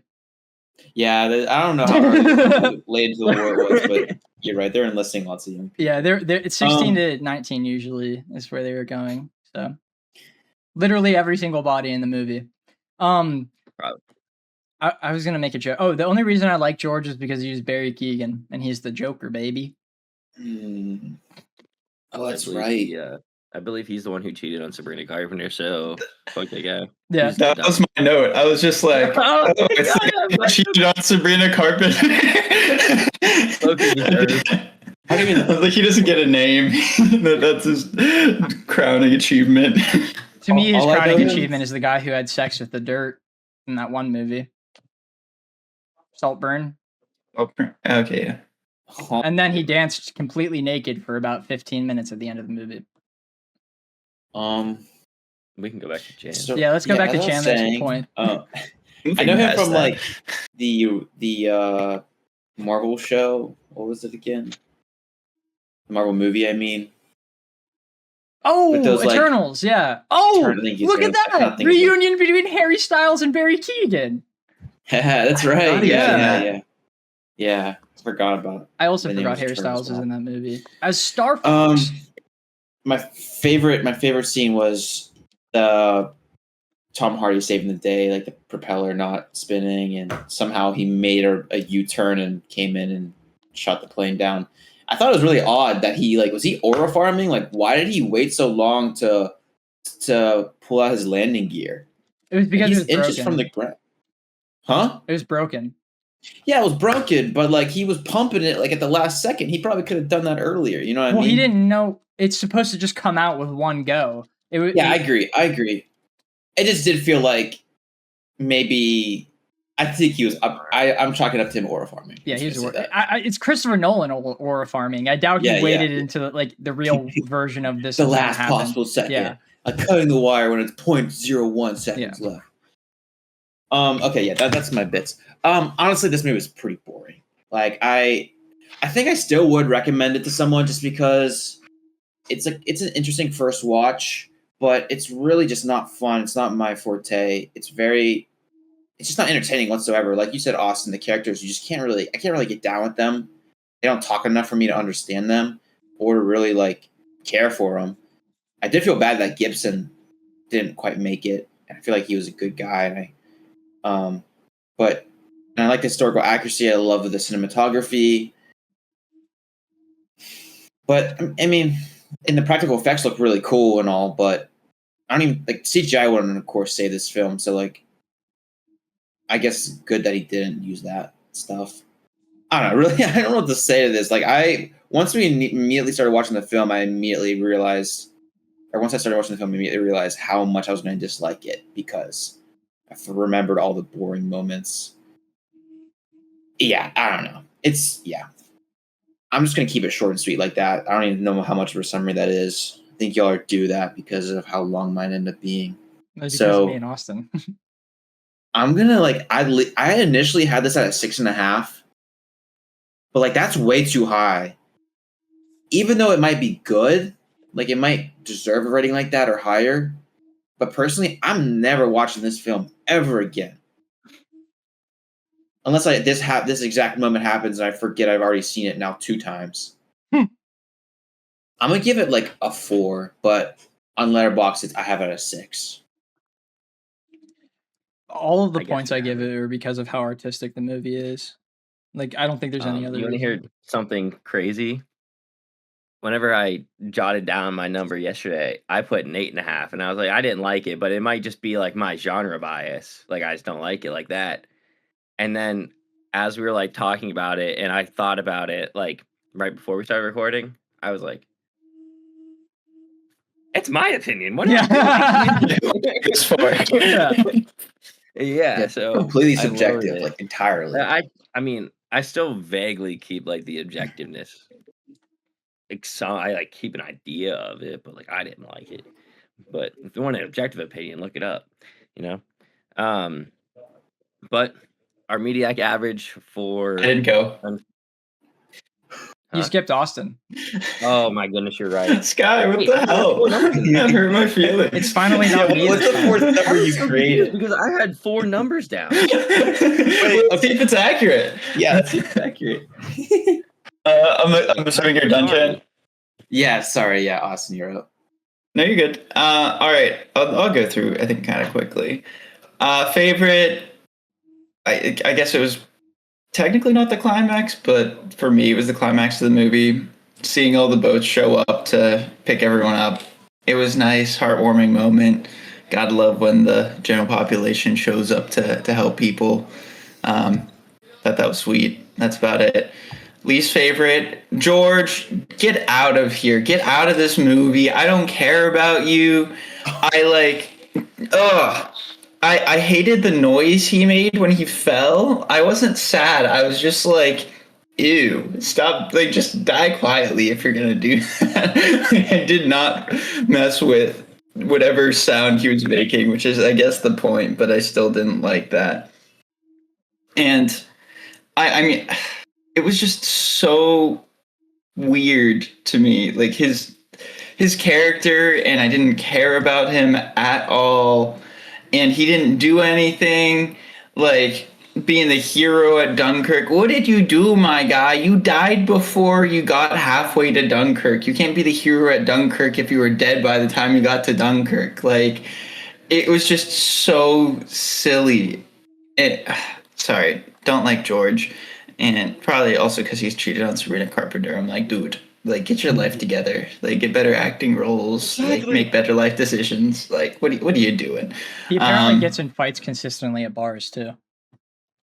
That fits. That totally fits. After. But if it's after, like, they broke up, understandable. No, it was just, it's been a forever thing for him. During. Before, during, after. As well. I am also going to like throw in with the George hate. I think, whatever the older guy on the boat name was, Dawson. I can't remember what you said. Dawson, sure. I hated that when the soldier was asking why we're going to Dunkirk, they didn't actually give him an explanation. They were just like, everyone's got to do something. And I understand that it was supposed to be like this reveal that they were all going and enlisted to help by Churchill to help get the soldiers out, and you weren't supposed to know at that point in the movie, but genuinely that would have prevented him killing George. So, I mean, once again, all down with killing George, but like, it didn't make sense that they didn't tell him the reason why they're going to help. Like, in my mind at that point in time, I thought he was just going to go and like fist fight some, I was going to say some. You say the word that we can't say on the podcast? I wasn't going to say the word, but I was going to say the way I phrased it before. Like, he's going to go fist fight. You know? Well, thank God you did not commit to that, Austin. Thank God. Thank God. I'm very glad you did not. That would have been really bad. That would have been really bad, yeah. German soldier or German soldiers, yeah, he's gonna go fist fight some German soldiers. Okay, moving past that. Sorry, hopefully that's not clippable because I didn't actually see that. Regardless. So that was my least. Funniest, this was the one point I actually laughed out loud during the movie, but like the Benedict Cumberbatch reveal with the binoculars got me for some reason. Like, they were just showing a dude with binoculars and I was just like, okay, whatever. And then he puts it on, I'm like, it's Benedict Cumberbatch. What are you doing here, man? And then he wasn't important at all through the rest of the movie. Like, it was the epitome of just throwing people in there to throw them in there. And I was just like, yeah, you know what? Yeah, I knew. Of course. I don't think that's Benedict Cumberbatch. What? It wasn't? No. You mean that soldier that handed the? Yeah, that's Where is it? That wasn't Benedict. No, it's Oh, well, damn. I was certain that was Benedict Cumberbatch. I'm He's some dude. I've definitely seen for no reason. Yeah, I'm gonna be honest, Austin. I did think that man looks very similar to Benedict Cumberbatch, so don't worry about that. I'm just trying to find his actual name. I wasn't gonna worry about it, but I mean, I guess that messes up my funniest, but in a way, it kind of makes it funnier. So whatever. It was James Darcy. Okay, well, James Darcy, you look a lot like Doctor Strange. All right, I'll go into the summary part. I've said it before. I don't mess with World War II movies that much. I'm not that heavy on that type of thing. I think it's kind of been overdone, and I get it. We've learned about it a million times. There's good World War II movies, and I feel like everyone has to do one, and this is just Christopher Nolan's World War II movie. And okay, yeah, you got it out of the way. Good job. I say this in almost an understanding way because everyone has slop that they like. I definitely do. You throw most superhero slop at me and I will eat it up. This is just World War II slop movie for the people that like that genre. There's not a huge point to the movie. It didn't make me feel a whole lot, and that's kind of messed up because a lot of people died and it was real, but also like it's gotten to the point where I'm just numb to it at this point. So it's just World War II slop for the people that really love to see stuff about that period in time. And not hating, I'm sure a lot of people really like this, but my God, was this boring, man. And I didn't even really notice, not that I didn't notice there wasn't a lot of dialogue, but I didn't have an issue with that. It's just, they didn't make you feel for the characters. It was anthology where each individual point didn't really have a great conclusion. And I didn't have a fun time watching it. And honestly, my score should be lower than it is, but it's not that I think I'm going to make people mad if I give it a genuine, like, enjoyment rating. But I do think there's good parts of this movie. It's shot very well. The acting's very good. I think there's parts of the story that I did enjoy, and the characters, albeit not very sympathetic, had decent moments at times. So I'm going to give it a 5.5. I'm with Zach. It was fine. I will never watch this again if I have anything to say about it. Actually, I'm not. I'm refusing to watch this. If someone I care about deeply in my life is like, I really want to watch this movie, I'm gonna be like, okay, watch it on your own. Like, do that to yourself. I'm not putting myself through this again. And I wouldn't really recommend it unless you're just one of those people that loves World War II stuff. Then if you get through Hacksaw Ridge, if you get through Saving Private Ryan, if you get through all of the, I don't know, I'd say 100 other good World War II movies and you're just needing another fix, sure, watch it. Other than that, watch something else. So that's about it on my end. That's good. This movie still might not fix that itch. No. I think this is one of the worst war movies just because there's no build up to it. Like, there's almost no reason to watch it unless you're British. If you don't have the balls to even name your enemy, then I don't think you have any basis in making a movie at that point in time. I don't think that's Nolan's fault. It's 100% Warner Brothers. Okay, I think you die on that hill of if you're not going to be able to accurately represent that time in history, then why make a movie? I agree. I agree fully with that. The mysterious number that got thrown in, again, some way, somehow, was a 6. So you changing it to 5.5, just instead of making it a 5.5 average, just made it a 5.375 average. We'll just round up to 5.5. Yeah, 5.5. It's easy. I really want to round it down, but it literally does not make sense to. Yeah, I mean, it's fine. Austin mentioning. There's actually more I want to say. I'm highly disappointed. I was very excited for a Christopher Nolan movie. I didn't know what it was going to be. I didn't know anything about it. I was really looking forward to it because I know, like, he's the man. I don't really think he's the man. I'm really This is a tough pull. This is a tough pull. This movie is like so forgettable. Probably would have been so much better. This movie is so forgettable that whenever I saw it on the list, I actually got a little excited because I was like, "Oh!" I literally looking at the title and knowing it's Christopher Nolan film, you'd think it'd be good, and I completely blocked out how bad this film was. It's very definitely I was his gonna worst like it. movie, I think.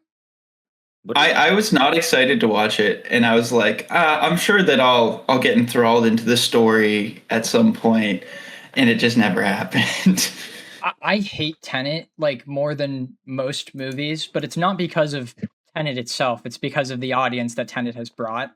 Because Tenet is just it's an okay movie, but people talk about it like it's the second coming of Christ.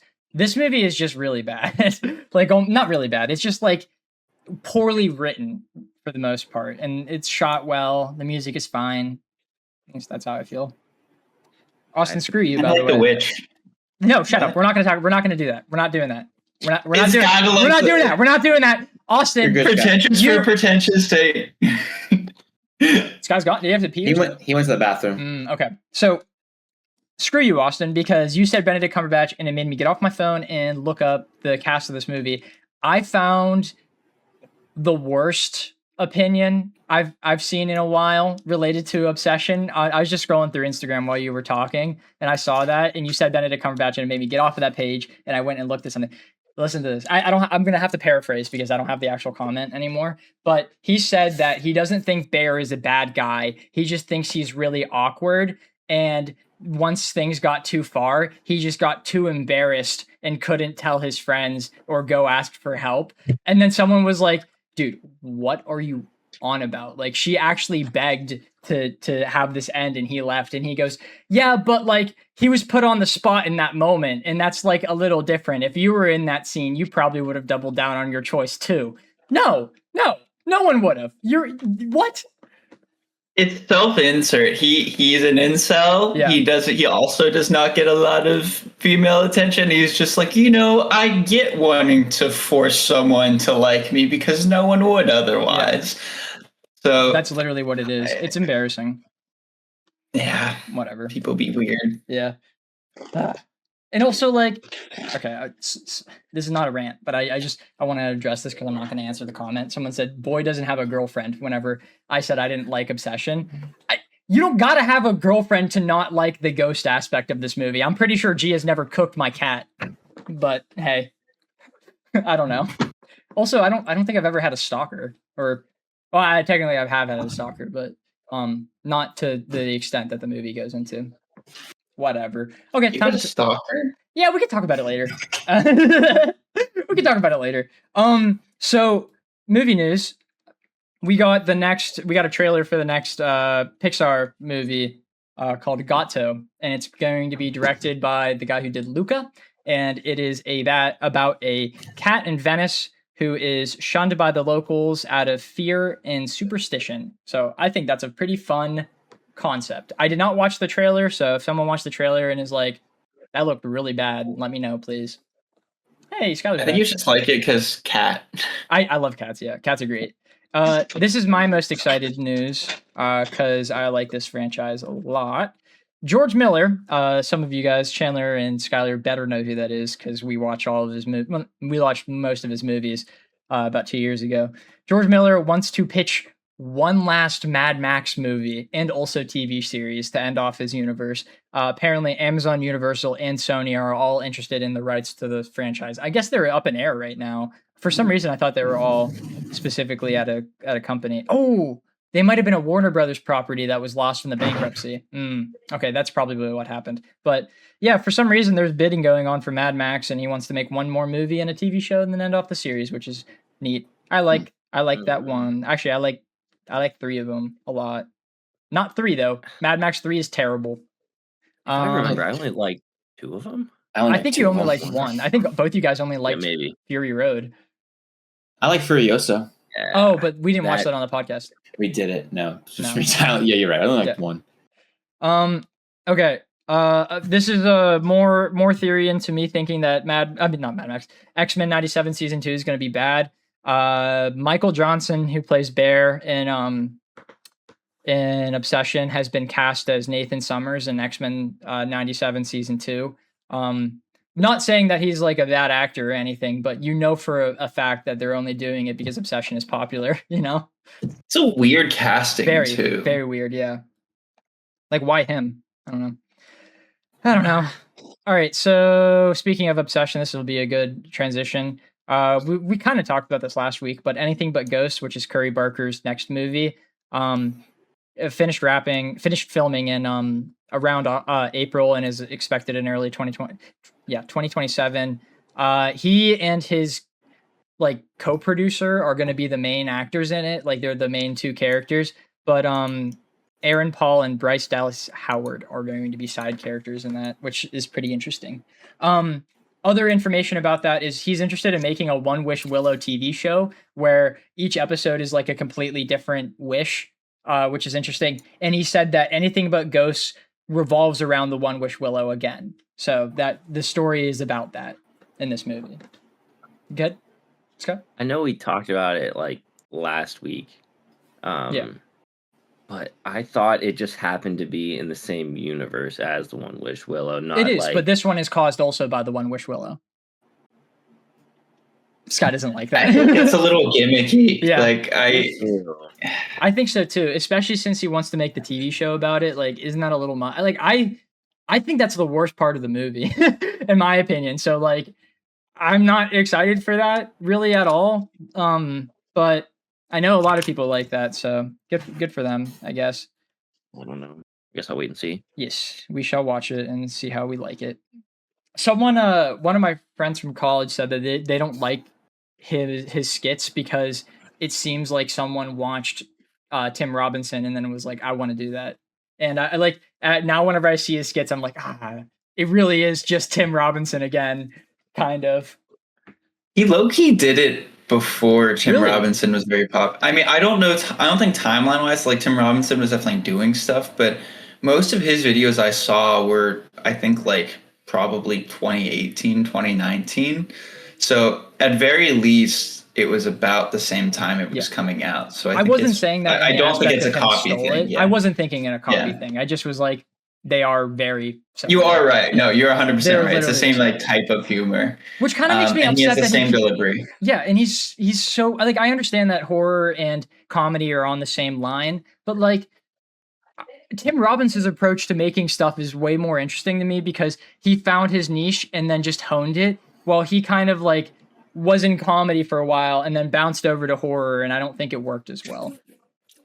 I think it's more impressive. He has a horror short film. Yeah, I know, Milk and Cereal or whatever. Yeah, so I mean, well, yeah, but he's known for his skits. You know, he's not known for Milk and Cereal. That is true, but I mean, I guess you got to make your niche in order to hone it. Well, yeah, but wasn't his niche comedy? Because he did that for like the last 6 years before switching over in the Milk on TikTok. But like, yeah, well, he made it on YouTube. He made like 15-minute skits that then were cut up to TikToks. I mean, yeah, but like at the same time, if he wants to make horror, you shouldn't be limited just by like, oh, I've done this forever, I'll just keep doing it. I'm not saying that he has to only do comedy. I'm just saying like, I think that like The Chair Company is better than Obsession because it took what Tim Robinson is like. I'm trying to find a way to word this in a way that doesn't sound like I'm trying to be derogatory to Barker, because like I do genuinely think what he did was really impressive. I just think I would have enjoyed it more if he stayed doing what he knows very well, because there were like kind of flaws in Obsession. And I feel like Chair Company, even though there is like flaws in it, they're kind of overlooked because that's just how Tim Robinson makes things. You know, because it's the same. If he made a movie like Chair Company, I would have ignored the like plot inconsistencies, like with the One Wish Willow or whatever, just because it's supposed to be a full focused comedy. While in this movie, I couldn't ignore the issues because they were supposed to be taking it seriously. Did I word that properly? If he leaned more comedy, less horror. Yes, I think I would have been more okay with the movie. I feel like it should be the opposite. Like, since he's in a genre that he doesn't know, I feel like the mistakes should be more forgivable than if he were to stick with his niche and still have mistakes. I feel weird doing that because I'm not like, it's like, oh, I'm being light on this movie because it's his first one, but I just didn't like it because of all the issues in it, you know? No, I get that you didn't like it. I guess I don't even know. I don't think what I'm saying has any merit in taking up time on the podcast. Okay. So I don't even think what I'm saying has merit in taking time on the podcast. Like, no one fucking cares about my opinion on a director that I like. I'm just critiquing him. We're getting 24 Jump Street. The tagline of the movie is, "It took so long to make that we had to skip one." And I think that's very funny. I saw someone say, I really hope that they spend the entire movie referencing stuff that happened at 23 Jump Street that we never see because the movie didn't happen. And I think that would actually be really funny. I'm not excited for this movie, though. I think it's going to be pretty bad. But hey, man, anything can be good. Speaking of, Skylar mentioned the Batman earlier. I can't remember if it was on the podcast or off the podcast, but we have some not casting things going on. We knew that these people were going to be in the movie, but we only had ideas of who they were going to be playing. But we now have much stronger hints at who these characters are playing. And the look on your guys' faces makes me think that you guys didn't hear about this. And I think it's a very interesting turn of events. So we knew that Sebastian Stan and, oh shit, I'm blanking, Megatron in Transformers 1, Tyler something. Isn't it Tyler something? Or something Tyler? Help me. He's in Get Out, I think. Unless I'm thinking of someone else.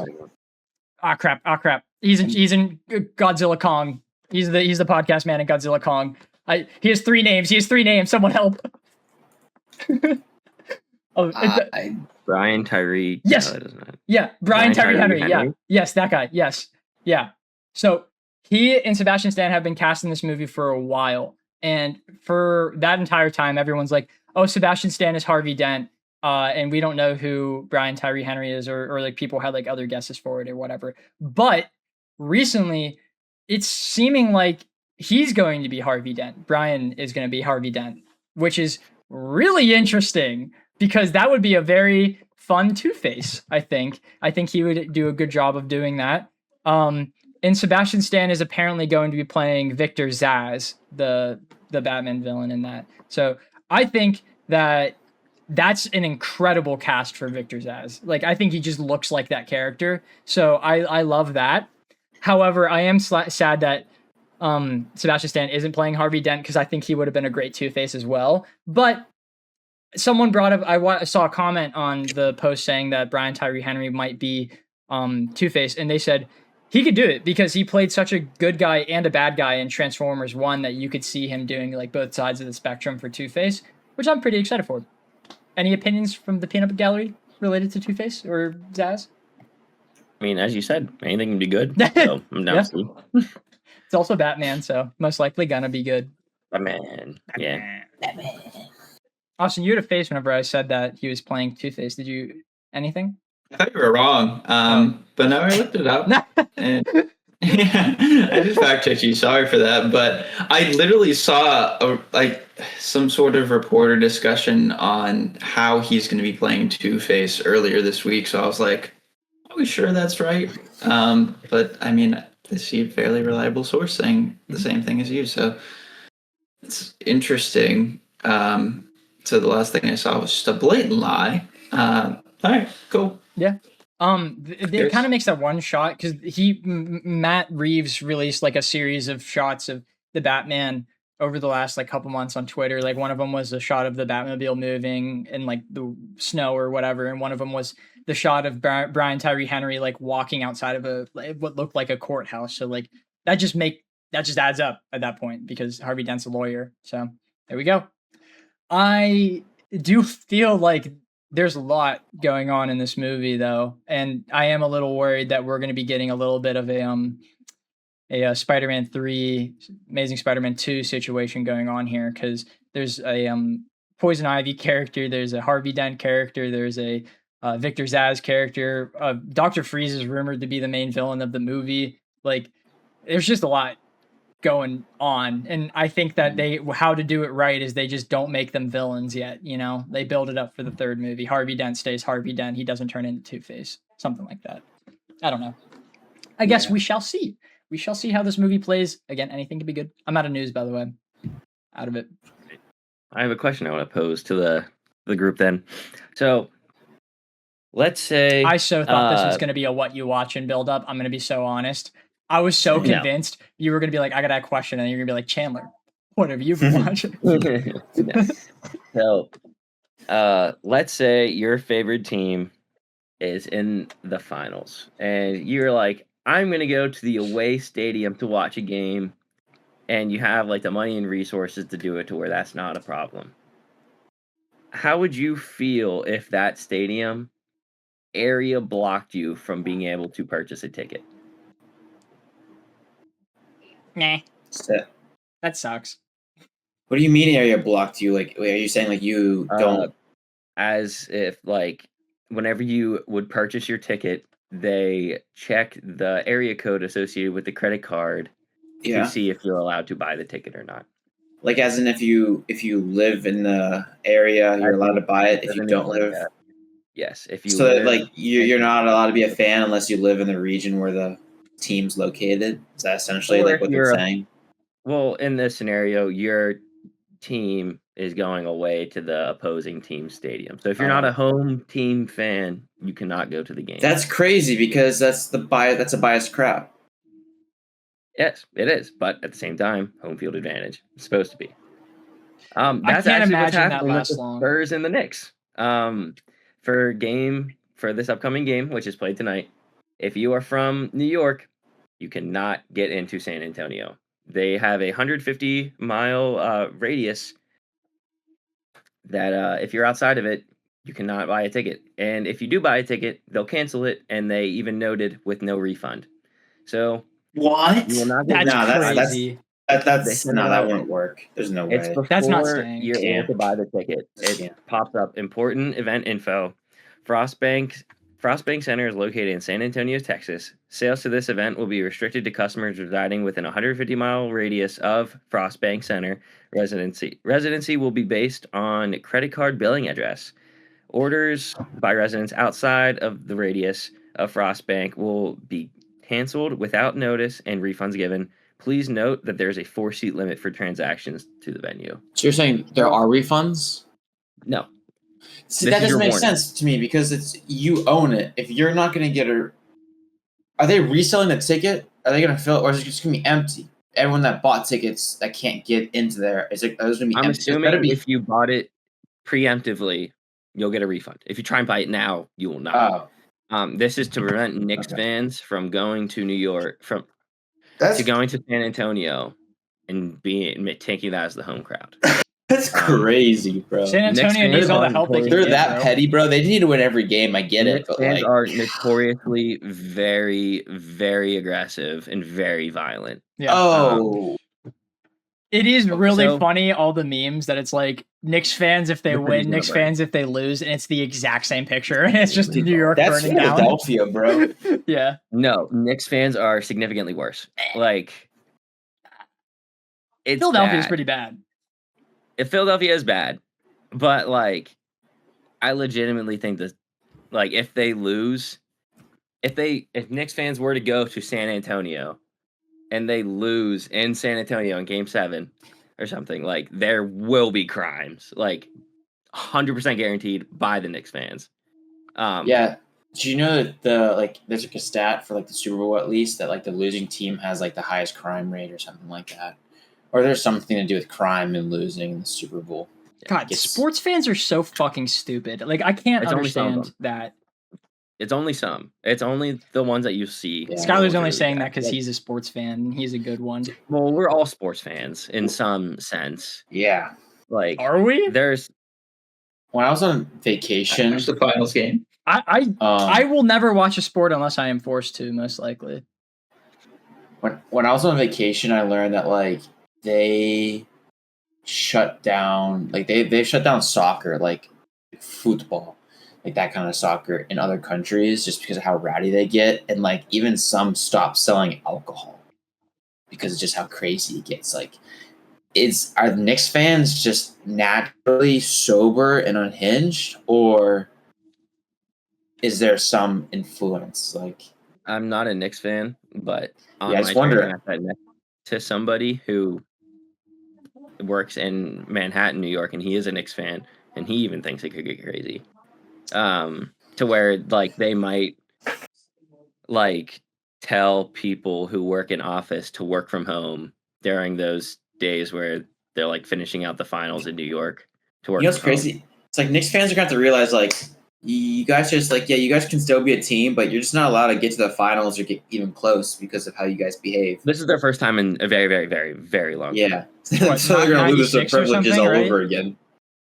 First time since like 96 or something. It was like really long time ago. Like yeah, before I was born. Yeah. So I understand it to an extent, but yeah. But there's actually a zone. I didn't think that would actually happen in any sport ever. I didn't think there'd be a zoning restriction. Neutral fans still a little crazy. Go to the game. The buying the ticket and no refund is insane. Like, I still can't believe that. I think it's like because obviously people bought tickets to Game 5 before this notice would have been put out. So I believe that they would be refunded. And if you were to try to buy a ticket today, you would see an event notice pop up. I kind of get it now because it's going to be, I mean, they would find a way to sell tickets, but like if you buy a ticket that they say if you're not within this radius, you can't go, and you still buy a ticket, well, they can't refund you and then have an empty seat. Like they're going to want someone to buy it, even though someone would still buy it. Like it's that popular of a game, people will they will sell a ticket regardless. But I don't think the main problem is them not showing up to the game. I think it's not having enough San Antonio Spurs fans in the crowd and it being majority Knicks and being like a home game for the Knicks, because those Knicks fans genuinely give them an advantage. I think it's kind of funny. Yeah. They're down bad. I know they'll take every advantage they can get. Like an example, one fan after the biggest comeback in NBA Finals history, as Victor Wembanyama was leaving the stadium, a Knicks fan threw something at him and it hit him. It was like an egg or something, so it wasn't like hurtful, but he still did get hit. Could have been. Yeah, that is crazy. Yeah, and they won. The Knicks fans won, and they're still doing it somehow. The man had that egg loaded. He was ready regardless. But he probably bought it at halftime when they were down like 30. He was just waiting. They're just selling raw eggs at the stadium. But like the biggest point with that too is that the players don't leave immediately. They're like hours after. So they waited around for it. Premeditated. Yeah, but that was my big news because that's, I think, kind of big in the sports world. But we'll move into the next segment where I do have another question for you all. Really? Oh yeah. Austin. Yes, guy. What have you been watching? Had to switch it up. Couldn't say Chan.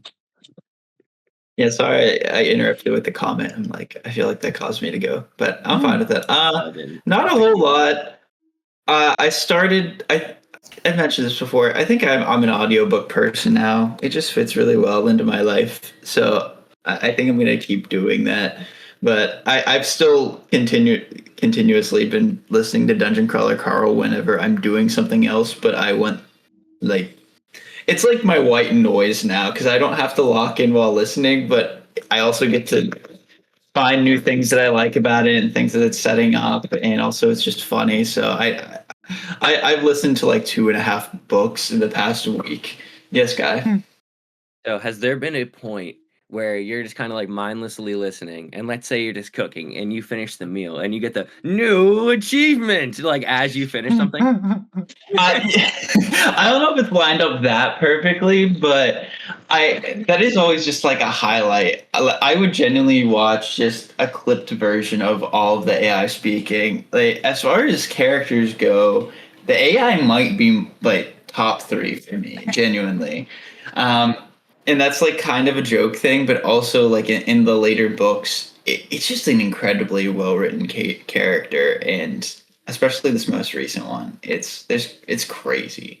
Yeah, I'm still going to be on that train of spreading this like it's the freaking gospel. Dunkirk Carl's so good. But I also started another one called Red Rising. I think I mentioned I was going to I've heard good things about that. Yeah, it's good so far, but it's so much more serious, and it's in this dude who has a Scottish accent, and he's really good at narrating. Not as much as not Matt Denman. I forget his name. Whoever does the audiobooks for Dunkirk Carl, he does like different voices for everyone. But it's still very good, but it's definitely more of a I need to lock in thing. So I haven't been progressing as much as I probably should with that. Then Pursuit of Jade, got like an episode or two in. And I started Spider-Man Noir last weekend.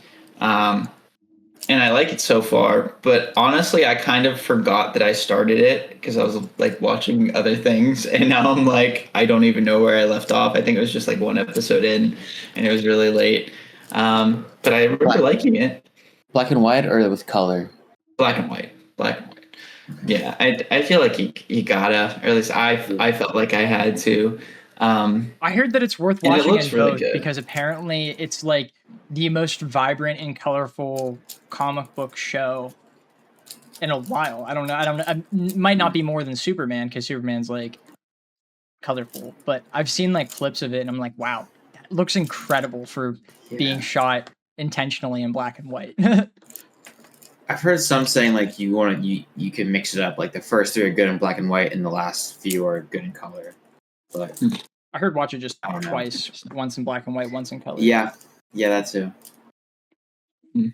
But yeah, I don't know if I do it like watch it twice, but so far it's good. Nicolas Cage, solid. Man, he's weird, and I love him for it.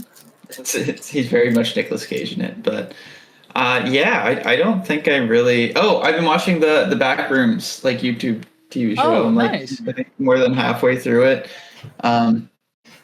Yeah, I'm really, really enjoying that, and it's making me like the movie more. Dude, I was so worried you were going to be like, bro, that was so ass. No, I'm not. I feel like since The Witch, I'm getting this perspective of like anti-intellectual type thing. Like, I like things that I can analyze, and that's so great of a thing to analyze. Scott, what's up?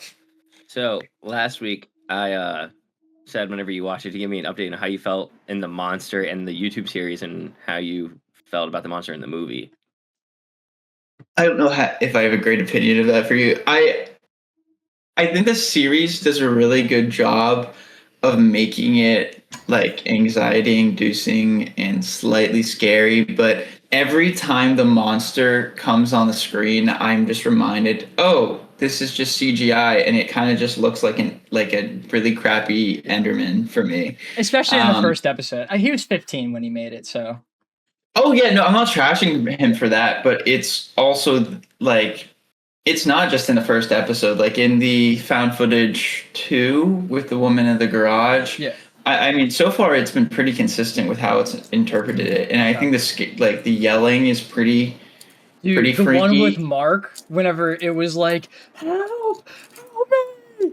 That one is so fucked. I that was freaky, man. Yeah, and it is scary, and I think he does a great job at that. But anytime I see it, I'm just like, okay, I'm less scared now, which is kind of good because I almost exclusively watch it like in the dark past 10 p.m. in an apartment where I'm alone. I'm just like, oh no, is something gonna come out of the corner? I don't know. I'm a baby with scary movies now. I have really liked it. Backrooms is like a scary concept because it's all like fake. It would be scary if you fell into the backrooms, but like I'm never scared because I'm like I'm not gonna fall into the backrooms. I've thought about that, and I think for me, it's not whether or not something's real. It's the feeling that I get while watching it. Like it's if it makes me like if it is anxiety inducing, like I'm kind of always on edge, like looking for things. Yeah. And I realize whenever I get into that mood or mindset after watching something, not that I'm necessarily scared afterwards, but I'm still kind of in the like, looking for details, looking at corners, looking at everything type of thing. And that definitely is the case with the Backrooms show. So you hear something, your head turns around so fast. Oh my God. Last night I was watching it, and Houston's just batshit crazy all the time. And I live like right across the street from this bar. There's like, it was found footage too that I was watching where it was like the monster was yelling, and someone was just screaming outside, and I had to like take my headphones out. I'm like, holy fuck, that's real. And it's like weirdly similar to the fucking monster in the Backrooms. And I'm like, I gotta look at that, right? And like, just like, so, I don't know if it's a homeless dude or some dude walking from a bar, but he was just yelling. I was just like, ah! He did it for like 40 seconds. That's scary. I probably this happens every day. I would be scared of that, 'cause that's real, bro. Like, that's I like was a crazy tweaking because I was watching the Backrooms as it happened. I'm like, wait, that doesn't sound like it's coming from the headphones. I didn't take it out, like looked outside. I'm like, oh, that's just a guy. I can tell you exactly what I would have been like.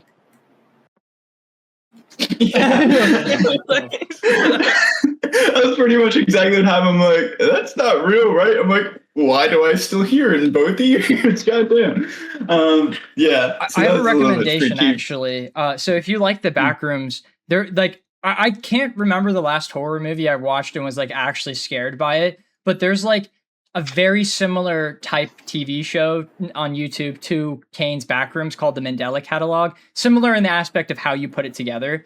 And even though it is very like fake, it's about like the devil taking over through technology, and he does it by like having these demons convince people to kill themselves, and then they take over their bodies and like then repeat the process by torturing other people till they kill themselves and more demons take over, etc. But for some reason, the way that whoever, I can't remember his name, it's like Alex something, who made it, just wrote it, is so scary to me. Because to me, the ones that are scary to me are like the informational videos on like, how does someone deal with this situation? And almost all of them are like, there's a 99% chance that you're cooked, but we fight for that 1%. And then there's like another one that is just like, this is going to get us, sorry, Skylar, the video itself is going to be cooked, but we could just cut it out for the clip. But in one of them, it was like, follow the think process. And it was like, T means something, H means something, I means something, N means something. And then it gets the K and it just says, kill yourself.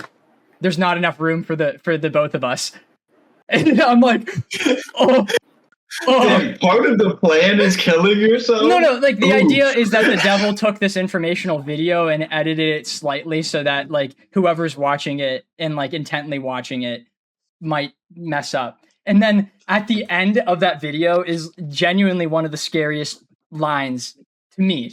I know I'm weird, I'm wired wrong, but like at the end, it is like talking hopefully, and it's like, even though there is a low chance of survival in this, we still like want to fight and do the best. And as it's like saying that on the screen, it says, never open your eyes when falling asleep, especially when you know that the man in the corner is now inches from your face. And that like fucking scares me so much, the concept of that, because I know that like demons and shit aren't real, but there is something in the back of your head that the second you close your eyes, you know you can't open them again. And if you do, you're dead. Like, that is so scary to me, even though that I know that is fake. So I really love the Mandela Catalog. It's like one of the only things that's ever scared me in recent times. Is this the same thing as the Hat Man? Yeah, it's the one I sent you. Yeah, it's what I sent you. Okay. Yeah, they use that aspect of it. I thought so, because I remember that terrifying you. And then I wasn't sure if it was the same. I always forget the names and stuff. I remember the guy. Scary shit. It's not necessarily 100% the Hat Man, but it's like the concept of the Hat Man was turned into the Mandela Catalog, like seeing a figure in your room or like hearing voices or something like that. That's what this is about. It's really scary. At least I think so. Because like, imagine you're in your room with the door locked and you hear someone like panically smacking on the door, and it's like Austin. Like, I'm in my room and I hear Austin's voice yelling at me to open the door or like to come talk to him or something like that, and it just doesn't sound right. That is so scary. I love that concept. Sorry for that little rant there, but since you like the Backrooms, I'm going to recommend the Mandela Catalog. Scary. It makes me uncomfy. I know, that's why I love it. Group watch type of thing. Yeah, no perspective. I'm like, I don't know how much a man enough for that. Zach, that reminds me of your little story you made. Yes, Chandler. I'm so happy you said that because I wrote it based off of that. Yeah, sorry. That's good. It was creepy. Thank you. Especially when it mimicked the person. Ugh. Yeah. Peak. Okay, Austin. Sorry. Keep going. Yeah. You keep going, isn't it? Oh, you're done. Oh wait. Sorry, I have one more small thing. Tamagotchi life. I started a world for that. Wasn't expecting that. Yeah. It was like currently we just have Trunks from Dragon Ball Z and Rock Lee. I'm pretty sure they're gonna date.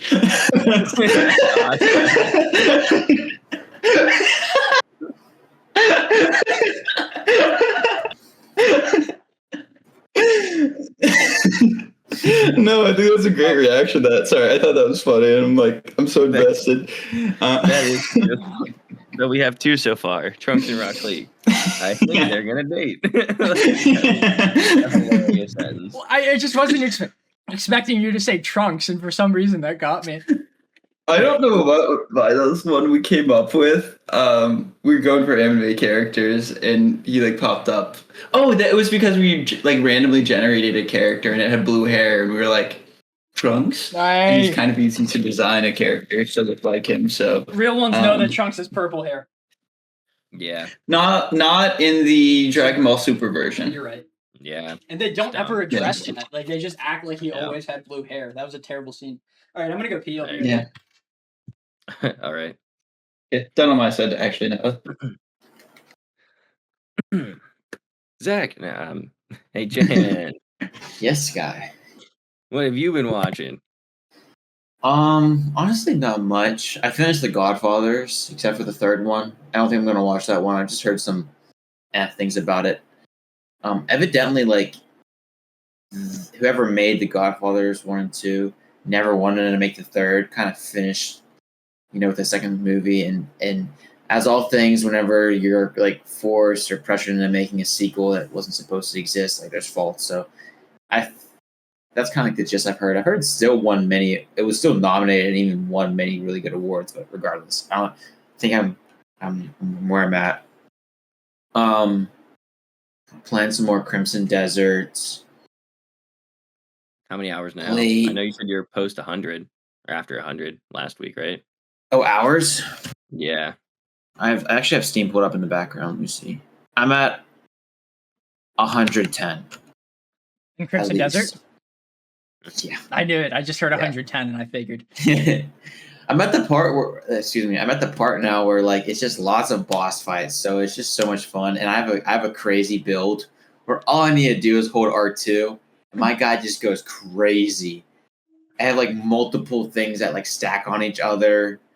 I won't say much, Zach, because it's like very customizable, but so much. It's honestly like cheesy because I just hold R2. Really, like I can do a couple combos here and there, but they don't do as much power, nor do they look as cool as holding R2. But you having a lot of fun with that. Played some Buckshot Roulette recently. If y'all familiar with that, it's a really fun strategy game actually. It was just on Steam the other day. What was I doing? I bought a Soul Leveling book, the light novel. I'm going to try and read that soon. Oh, nice. Although I regret buying it because it was like, I don't know if $15 for a book is bad, but like on Crunchyroll, right? I forgot Crunchyroll exists and like they have a store. And this, at least for the tier I have, like you get discounts, but they're still running a sale where like I could get all 8 books for $75, which is far cheaper than buying all 8 books at $15. So are they all light novels? Are you also going to read them? All light novels. What? Are you actually going to read them? I think so. Yeah, I'm not just buying. I'm not buying them to collect them. Like it is something I think I would like to read. Even though I've heard I don't know how it ends, but I've heard bad things. I think so. I'd like to read it, but it's an odd ending because it leads into the next series. These are the ones I have, but like mine aren't like that. The comics, yeah. I have the first 5 comics, I think. I don't know. Then I just read it on my phone. 4. There he be. Ayo. Is yours the same? No. I have the exact same one because I bought it on accident. This is what I meant to buy. So this is what I actually bought. Because it's actually like a book. Yeah. And it's like as you would read, left to right. It's not backwards. It's not. I'm pretty sure the comic this is still the right way is too, right. I suppose, but yeah, I actually want to get the light novel. Because otherwise, I'm not sure why I would buy this when it's. I'm assuming this is pulled straight from the show. It looks very similar. Although I don't know. That's just my. Actually, I don't know. I thought I could. Why buy that book when like the anime kind of does that? Didn't the show pull from this? It did. Oh, it didn't pull from the light novel. I'm pretty sure the comic is the origin of it all. The light novel came after the comic. Oh. Wait, is that really? I remember having this before the show came out. I thought they pulled bits from the light novel. They did pull bits from the light novel. The light novel and the comic were both out when the show came out, but I'm pretty sure the very first Solo Leveling was the comic book. Because it came out on Webtoons, and then it got really popular. Yeah, interesting. I don't know what I read then. Okay, I might be wrong. I'm pulling that from like the recesses of my brain. Yeah, I may or may not have just Google searched it the other day. So. The show definitely did pull stuff from the light novel, though. I remember people talking about that. So yeah, I don't know. I'm confusing myself now. Regardless, I think Scout's telling me something here. I'm imagining that speech bubble that you drew the one day, Austin. I'm hungry. He is 20 years old. That's what Scout's saying. I can't remember. In 4 days, he is 21 years old.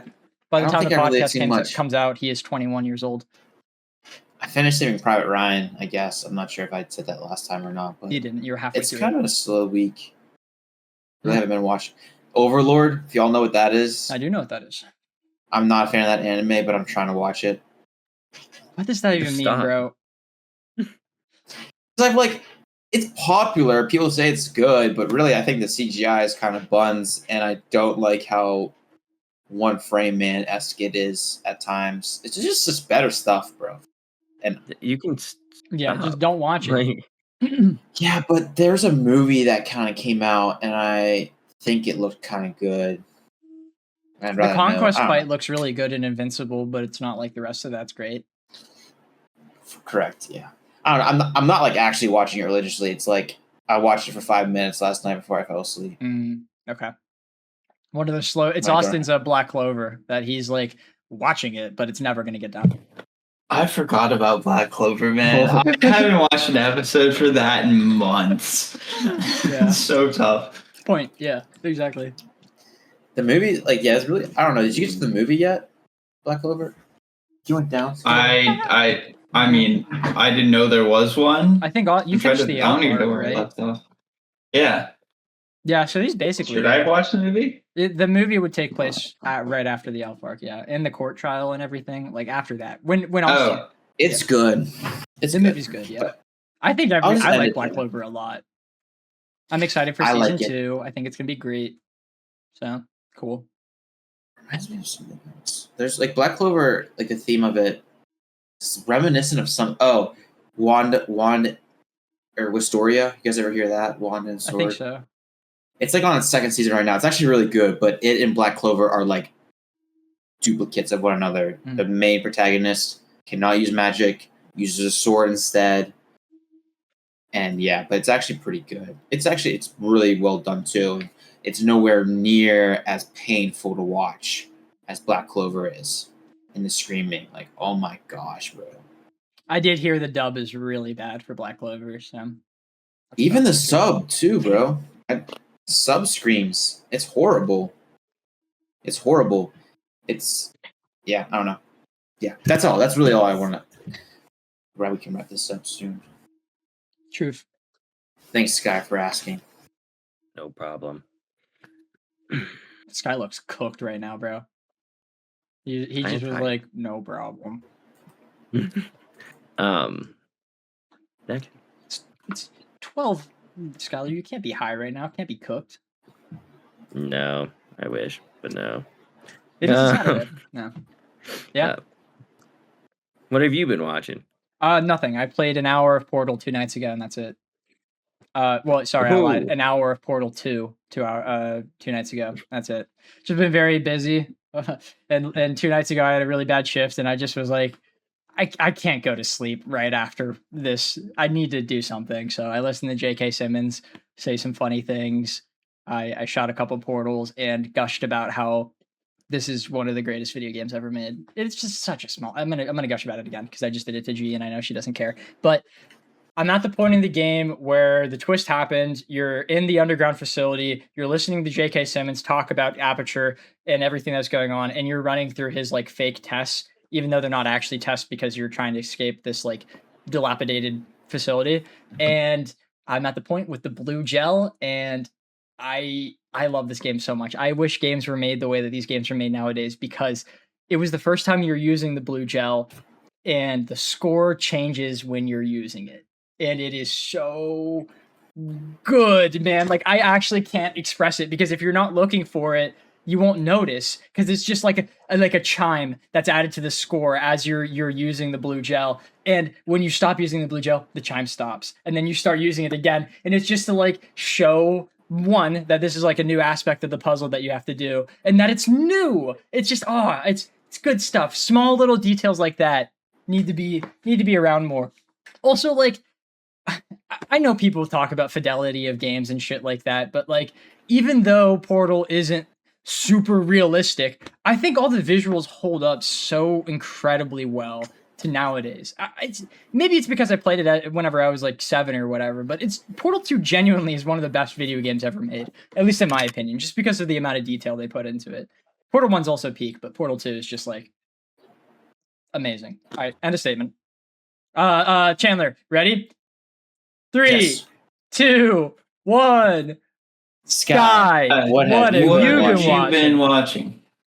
Someone's also gonna be underwhelming. Let's go. So I was on a work trip, so I'm still like vaguely recovering, because my like one flight on the way back, of course, the one back gets delayed a ton, and I land late, and then I have to wake up to work the next morning.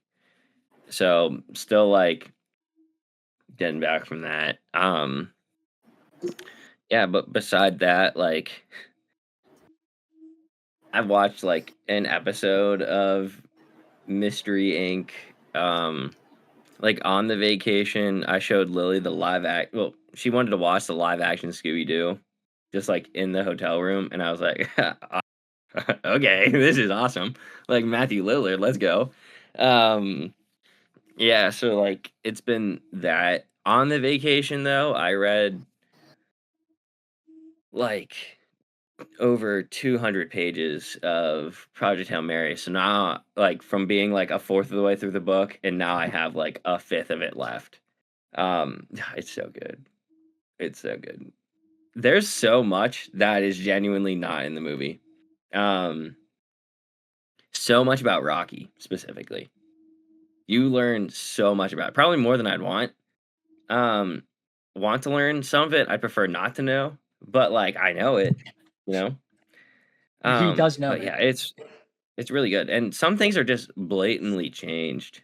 I don't know if you care if I say them or not. Not really, no. Good with it personally. Chan. Yeah, you can say it. Like in the book, Rocky's not. Sorry, I hit my laptop. In the book, Rocky's not a scientist. He's a repair guy. And that's just how he survives, which might have been, but I don't think he was ever said to that in the. Okay, yeah, Rocky's a repair guy, and he tells Rocky he's not going home like a lot sooner. Strat, or the girl on top, I think it's Strat, is actually just like dead serious the whole time. She doesn't have any of these like heartwarming moments or anything, which is very nice. I think it fits her character a lot better. I'm trying to think. There was like another big change. You learn a lot about Rocky's like species as a whole, which is really cool. Like you find out like he runs like 200 degrees Celsius, like all times, and some stuff like that. And it's really cool, and I really like it. And he doesn't just blatantly just like say I'm moving in the book. He like asks, he's like, "Is this okay?" And then he makes his own little area and customizes it. They make this like metal that's only possible to be made with Rocky's stuff. They go into time dilation and or like relativity of time, like going light speed. He's like, I don't understand how. Like it was supposed to take me like 8 years or something to get here. And they also explain that like Rocky's years are like 40. It's like a really long time. Like their Earth years are smaller, but they live to be like 800 or something. Yeah, and it's really cool because like obviously they don't have eyes, so they don't see a lot of things.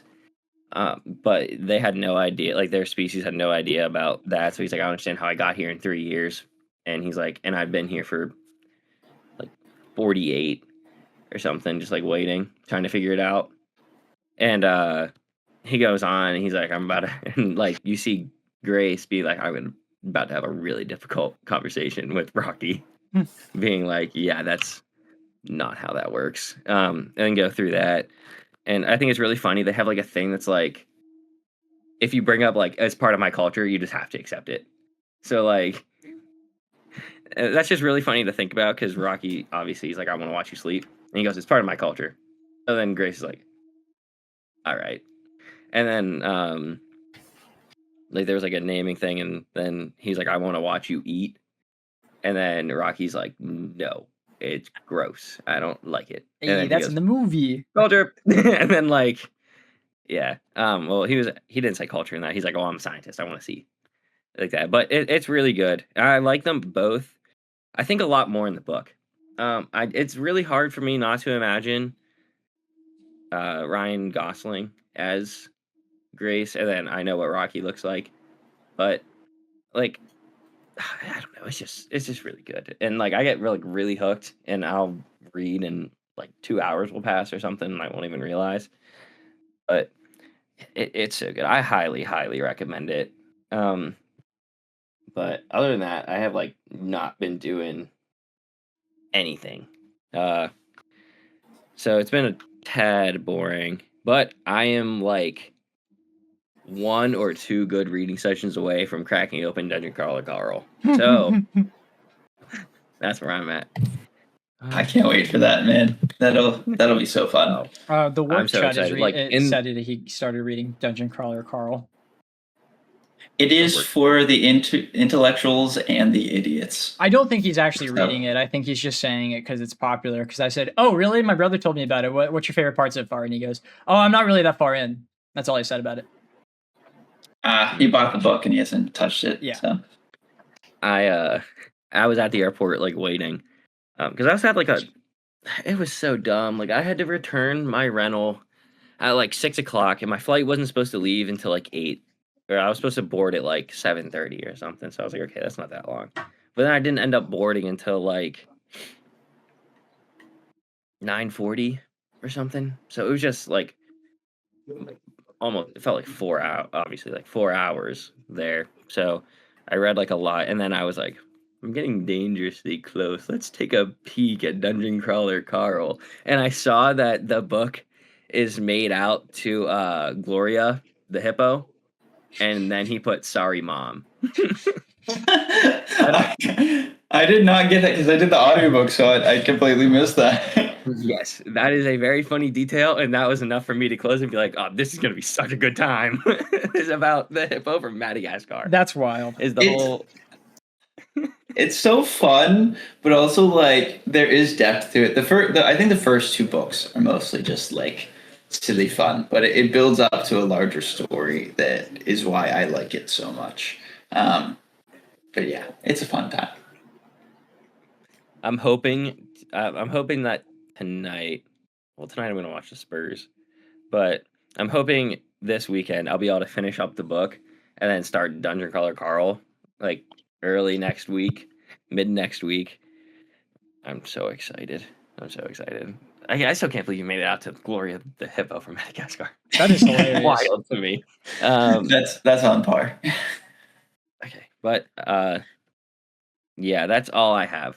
So if you made it this far, thank you. It was for sure a ramble, like halfway through. We talked a lot more about Christopher Nolan than Dunkirk itself. Not a whole lot. You saw World War II. You might have lived through it. You might have family who lived through it. You get the gist. Kind of how we all feel. But if you made it this far, again, thank you. Anything you do, we're trying to hit 10,000 subs by the end of the year. So anything 10,000, like subscribing, sharing. Yeah, dude, we'll go big. We'll go big for it. Did I say 10 or yeah? 8? You said 10, I bro. 1,000. Yeah, dude, we're shooting for the moon. We're going high. I meant to say 1,000. Yeah, we'll go. Well, yeah, no, I meant 1,000 subs by the end of the year. So anything like, comment, share, subscribe, even just watching the video the whole way to the end, it really means a lot. But next week is The Northman, if I'm not mistaken, which is the end of Zach's ball knowledge. And right now that average is looking like a 5. Yeah, I'm not excited for that in the slightest. It's one of my favorite movies of all time. I think we're gonna like it, Zach. I don't think you, dude. It is the same thing, but Norse. I prefer that. It's fun, Zach. I don't know why you're belittling this movie. No, this is one of the greatest movies ever made, just straight up. I just think that both of you guys are not gonna like it. What about me? I don't know, man. You're a coin flip. I've seen this movie like 3 times. Hey, Chandler, you've seen Dunkirk before. I remember Norseman, dude. You remember him catching the spear, and you remember the sword fight. You don't remember any other aspect of the movie. I guarantee it. He was just about to bring up. He was like, "I like him catching the spear." No, I literally said, "What spear?" Oh, is that what you said? Oh, so you don't even remember like the most badass moment? No, I think I do. I do. Yeah, I know what bro. I know how it ends. I remember. I didn't forget that. Chandler, what was the theme of the movie? I think revenge. What about revenge? Okay, you're asking a little too much, bro. It was so funny because on mine, I didn't hear Chance say a word, so he was just like, "Yeah, me too." I heard nothing. Yeah, that killed me. Yeah, but yeah, we'll be on Northman next week. So if that's something you're interested in, tune in. This will be out by time, but make sure to check out Absolute Superman. It's coming out on Monday, but it'll be live. I talk about the second volume of that. It is very good. I made that a little bit ago, and I started working on the Batman ones, and I honestly kind of forgot I made that. So that's going up. I like it. Well, we'll see you next week with Northman. Yeah. Northman. And maybe Cassie. If she finds her way out of the back rooms, yeah. If she can. Yeah. Yeah. Yeah, she's still stuck. Well, see you guys next week. See ya. Bye. Have a great time.